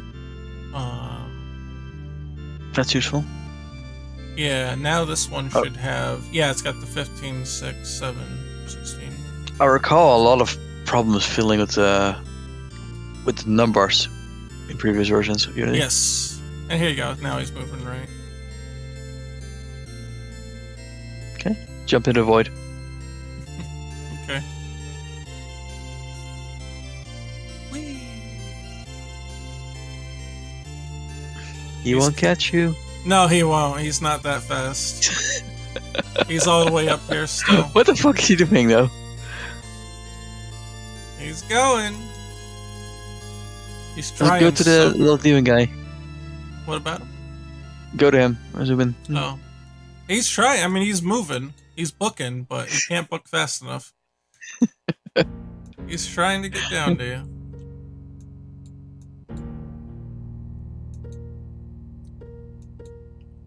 Why does it look like he's moving horizontally? He is. He's moving back and forth. Huh. Yeah, if you just stand still, you can see that he Raise your stop speed. Yeah. He's got a lot of horizontal movement no matter what. Raise your stop speed. Oh, raise it? Okay. Fucking 100 or something. In the Y direction. Why? Why? I did. Not X. I did both. There we go. You have to raise them both. You have to make sure his acceleration is also higher. But the higher his top speed... Yeah, pretty much. The higher his top speed, the more he can, like, freak out. So... You can see it. He can't get you anymore. Yeah, it's a little too much. He's now in orbit. That's why I made the top speeds different. But yeah, let's jump off and see. Oh, he's chasing you now. He's on your ass. Oh no, Ricky took off. That's it. He's... At a 0. at a vertical 0. Let's see, 1,000. He's gonna catch up. He's gonna catch up. He's getting there. I think he is. I think he's closing. Yeah, he's closing the gap. He's getting there. You better watch out, Ricky. He's on your ass now. It's gonna overshoot. Oh no, it can't stop. Oh, he's slowing down. He's slowing down. Oh, wow, he flew by so fast. I saw him for a frame. That's hilarious. Yeah. Well, he'll get there. I don't know, if I give him 1,000 acceleration, then he'll be... I saw. Yeah, there you go. Now he's locked on. Now he's locked on. Yeah, he got that shit. Saw him again. Whoosh, whoosh, whoosh. He's on him now. You can't even get it. He gets sideways around. There you go. They got him. The statistical probability. He'll get him a couple times. Yeah, we're now what, negative 400,000 units down the game's below. still fine. Yeah, we'd have to really crank it for it to break bounds, I think. Yeah. Let's see, if I do on Ricky, if I do Shift F, yeah, it'll follow him. And then you can see, you can see him flipping out. Whee!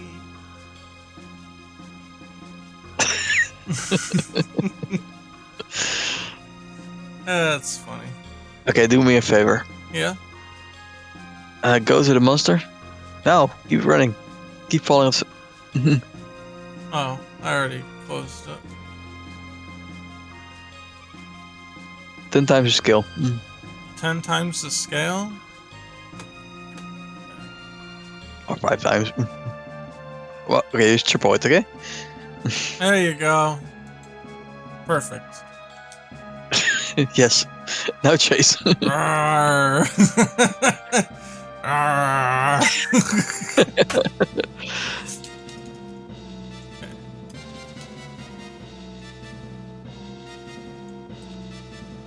There we go. Get him go. He's never gonna lose him now. He's already Maybe. on him. He's getting shaky. Whoosh.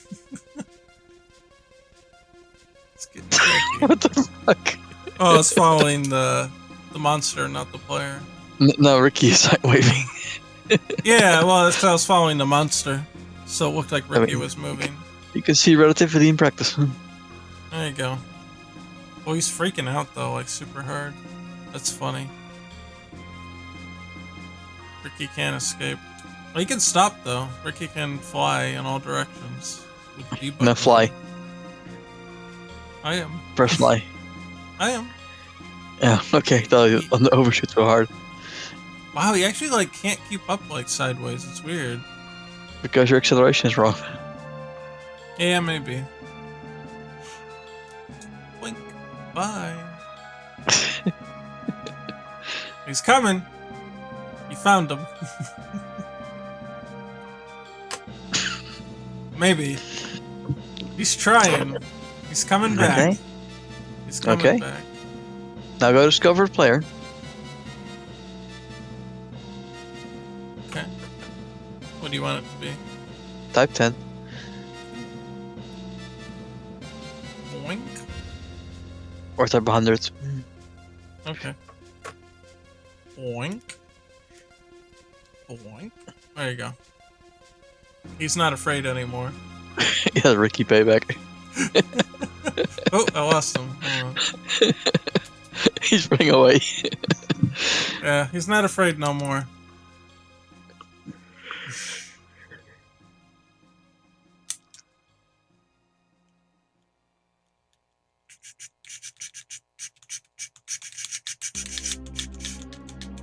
This is what game development is, people. This is what we do. He's running away or no? His acceleration is high, but his max acceleration is high, but his per frame acceleration is low. So he's having a hard time correcting himself when he gets too far. If I move toward him, it'll help ease that.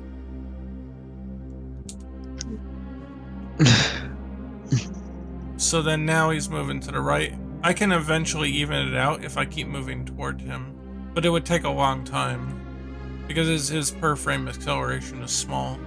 So when he corrects, so yeah, it's getting better for him. But when he corrects, it's a very slow correction. There. See, now he's more regular. Why Right in the middle. does it look like I'm seeing two of the main character? Oh, because he's got the after image when he's in debug. Oh. When he's flying. That way you can see where he was. But see, now I've evened it out, so he's not accelerating too hard left and right. The faster That he after gets, the effect harder. could be cool if you put him in the Shadow Monster. Yeah, I just don't have the component for that. I just built that into the player controller. Do it. No! You cleared the code now. Okay, so we got the camera zones. What else was necessary to know? And that's pretty much it. Everything else is based on all that. Oh, doors. You have a door right here. You have this door example. Yeah, but that's the map warping door. Yes, correct. So how do they differ from regular doors? They're not really. So to make a door, we'll go into the Tim one here. Here's a door that I made. It says from hub.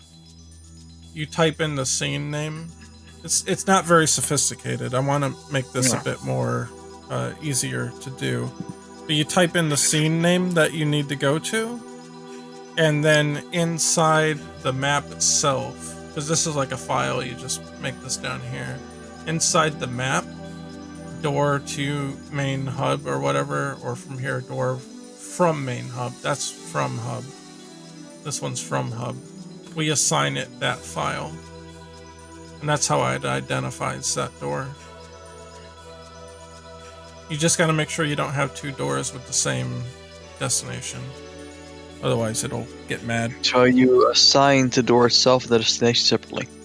Yeah, so door destination controllers, and then map door controllers are two separate things. They're often overlapped so that you can technically don't have to be the same. Yeah, they don't have to be the same. So they often overlap, and obviously because, you know, you go in and out of a door, but they're actually two different things. So you could have a door send you to a part of a map that doesn't have a return door. Yeah. So, yeah, you've got the entry and exit points, so that's essentially what these are. So in the door to the door item object, yeah, you assign it to a door destination. Yep, you assign a door destination, and this one had to be hub right. And then if we look at hub right here, then you see it says the scene name is test hub, and that's how it knows what scene to send you to. I'm noticing you put it on a half Unity unit. On the vertical. Yeah, I'm whatever. assuming to put it in the middle of the door. Hold on. It's kind of a. Oh, you know why? It's so small here. It's this one. See that one move? It's so small. But it's because it's centered, so it's on the half here. Yeah. Okay. 7.5. Because each tile is a unit. Now, eventually, that's not going to be the case, but for now, they just are for simplicity. Mm-hmm. But eventually, I'm going to have every 0.1 be a pixel. So a tile will be 1.6 units big, which will make it a little harder to fuck around with it, but it won't be too bad because you can use the snapping to help with that. But don't worry about that for now. Mm-hmm. But just to test things, that everything's just 1 unit big. But that's basically it. It's a little cumbersome, but that's essentially it. And you can just copy these objects if you want, and then just change the references and go from there. Yeah, that's fine. That's essentially it. It's a little cumbersome, but I've got some ideas on how to maybe what's the word for it? They are not the exact same coordinates. Okay. I don't know. No, they're not. Yeah. Would it not be possible to say that every door itself is also a door destination? Oh, you know why? Because this here, the center point is up above. That's why. Yeah. It's in the center here. It's not fixed to the ground. I mean, if they're both at the But this one's down here. if they're both at the -8 y coordinates, No, they're not. You could code it that if they were. Oh, if they were. Then you could say that every door is also a door destination, possibly. What you could do is just add a door destination component to this one.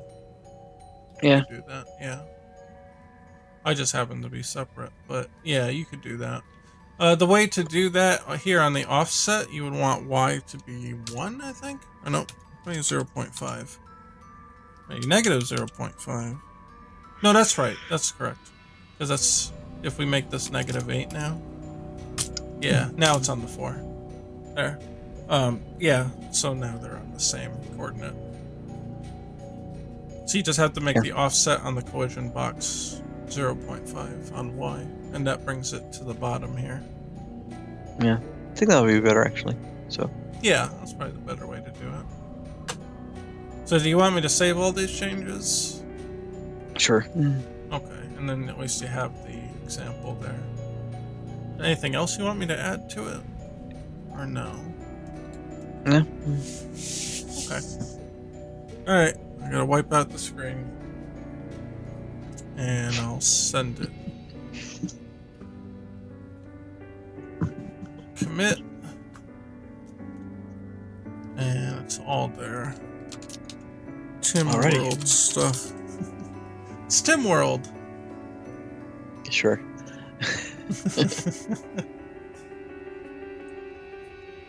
Okay, it's committed.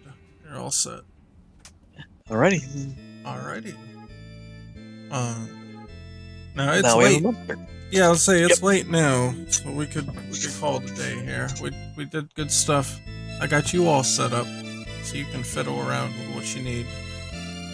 And yeah, whatever. Yeah, good progress. Yes. All right, cool. So our schedule. Sunday, I'm going to be playing Symphony of Night on Saturn, the hidden gem that never got ported to the West, the Japanese only Symphony of Night with all the extras, doodads and stuff. Sounds really great. It's terrible. You'll understand when you see it. It's a terrible port. It's the worst version of Symphony of the Night.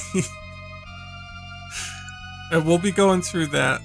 And then the next Sunday we'll probably be finishing that up, but also I'll be playing Castlevania 4 along with it. So that's the 24th and the 31st, because the 31st is Halloween. Hooray!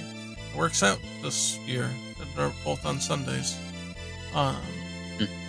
So I'll be playing Castlevania 4. I'm gonna try the hard mode this time, which I've never gone through. So, and then we'll finish up the Symphony of the Night Saturn shit, because that's not a quick game, so I'm sure. There's 3 playable characters in that version. Sounds good. It's not as cool as it sounds.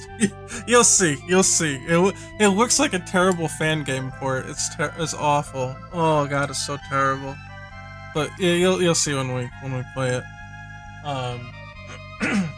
As long as you play CV64 later.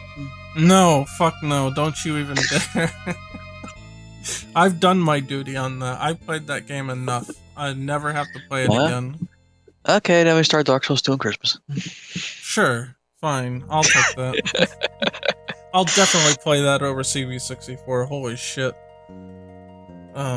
Yeah, I don't know. Well, in December I like to play Nintendo games, so I'll probably play like Yoshi's Island or something, but that's a ways off now. November, who knows? It could be a Schmutvember. Always seems to Nintendo games? Yeah, in December. You mean those From Heart games?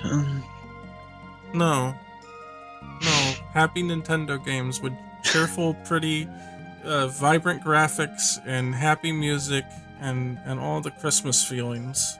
We used to have Nintendo Heart, right?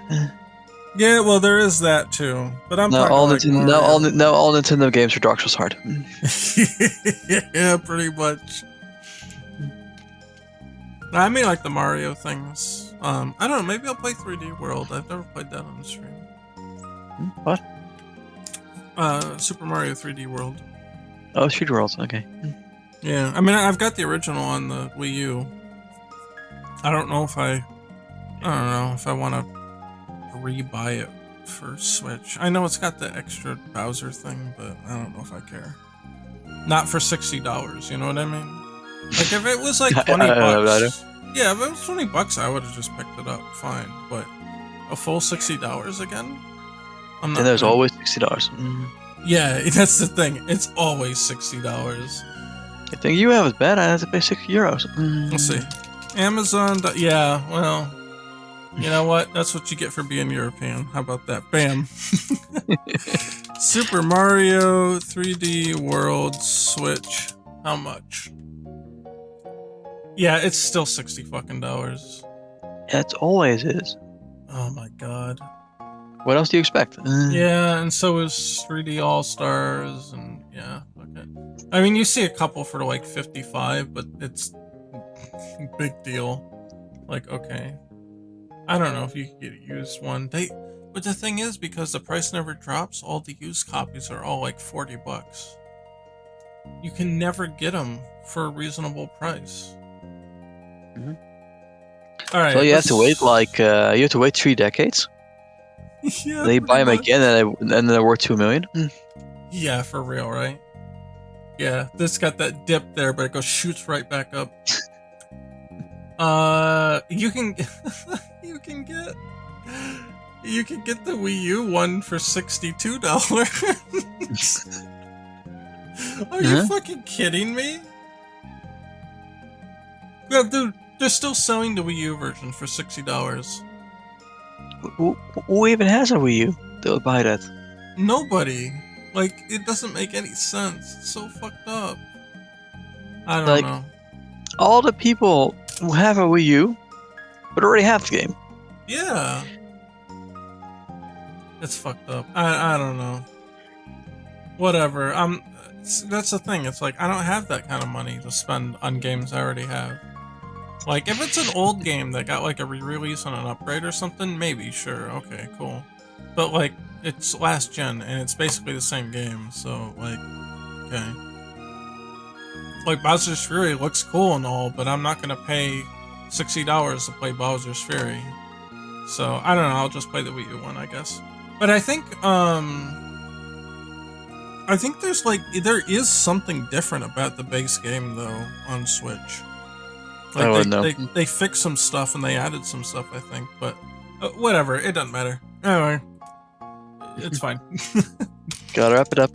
Yeah. So, yeah, and then on Monday, Pocket Fighter EX, if my internet's not bad, that's what happened this last time. Internet fucking blew up. Oh, and then my UPS battery blew up. But that was fun. That was a great day. I had lots of fun fixing that and wasting more money trying to replace my power supplies. So yeah, we'll do something on Monday. Maybe we'll play KOF 14. We'll try out Iori in that one and play through the story mode or something. That might be fun. Other than that, we'll be back again Thursday. Will you be here next week or you don't know? I wouldn't bet on next week, no. No? Okay. Alright. I'll fly solo. It could be, but I wouldn't count on it. You know what I might do next week? I'm thinking about, like I said before, adding a beacon to the level file that if it's there, it'll move the player there if you haven't entered from a door. So essentially what it is when you press play in Unity, it'll put the player where you want them to be. That way you can juggle multiple level files without having to change the master level scene to move the player to where they need to be. So maybe I'll work on that next week. And yeah, and that'll work. So we are patron supported for the channel and all that shit here. Patreon, e-begging, go. If you give me a couple dollars, I will let you try out the builds. We'll put it that way. And it supports a bunch of stuff. You know, like Photoshop has a license fee. The streaming software has license fees. The Discord, I'm using some of it for the Discord, so we got Nitro in the server, all that stuff. Here's the Discord server link. And so it really helps me dedicate more time to doing this kind of stuff. So I've got the names of patrons to read out. So I got Alex Smith, Mugen, AJ, Angel, Wakened Emperor, Bryce Nuggling, Cameron Weil, Garen Johnson, Mike Cruz, Taryn Williams, Variant X07360, Alex D, Ben K, D Money 107, LD Walker, Miles Griffin, and Omega Kyo. Thank you guys extra very much. I see a lot of names that have been here a while, and that I appreciate that. Makes me feel pretty good to know I got some regulars on here. So that's pretty much it. We're all done. We can all go to sleep now, and we'll see what happens. Ha! Sleep. That's the thing I never get. Sleep. Yeah. No, actually, I've been sleeping like way too much lately. So, yeah. I think I know why I'm doing that, but yeah, again, that's not a stream topic. Then So stop mentioning it. shut up. It just came to mind. I'll tell you after stream. But I should be okay. It should be all right. Just a minor complication. Anyway, so that's it. We'll see you guys later. Goodbye. Good night, everybody, and scrub out. Scrub out.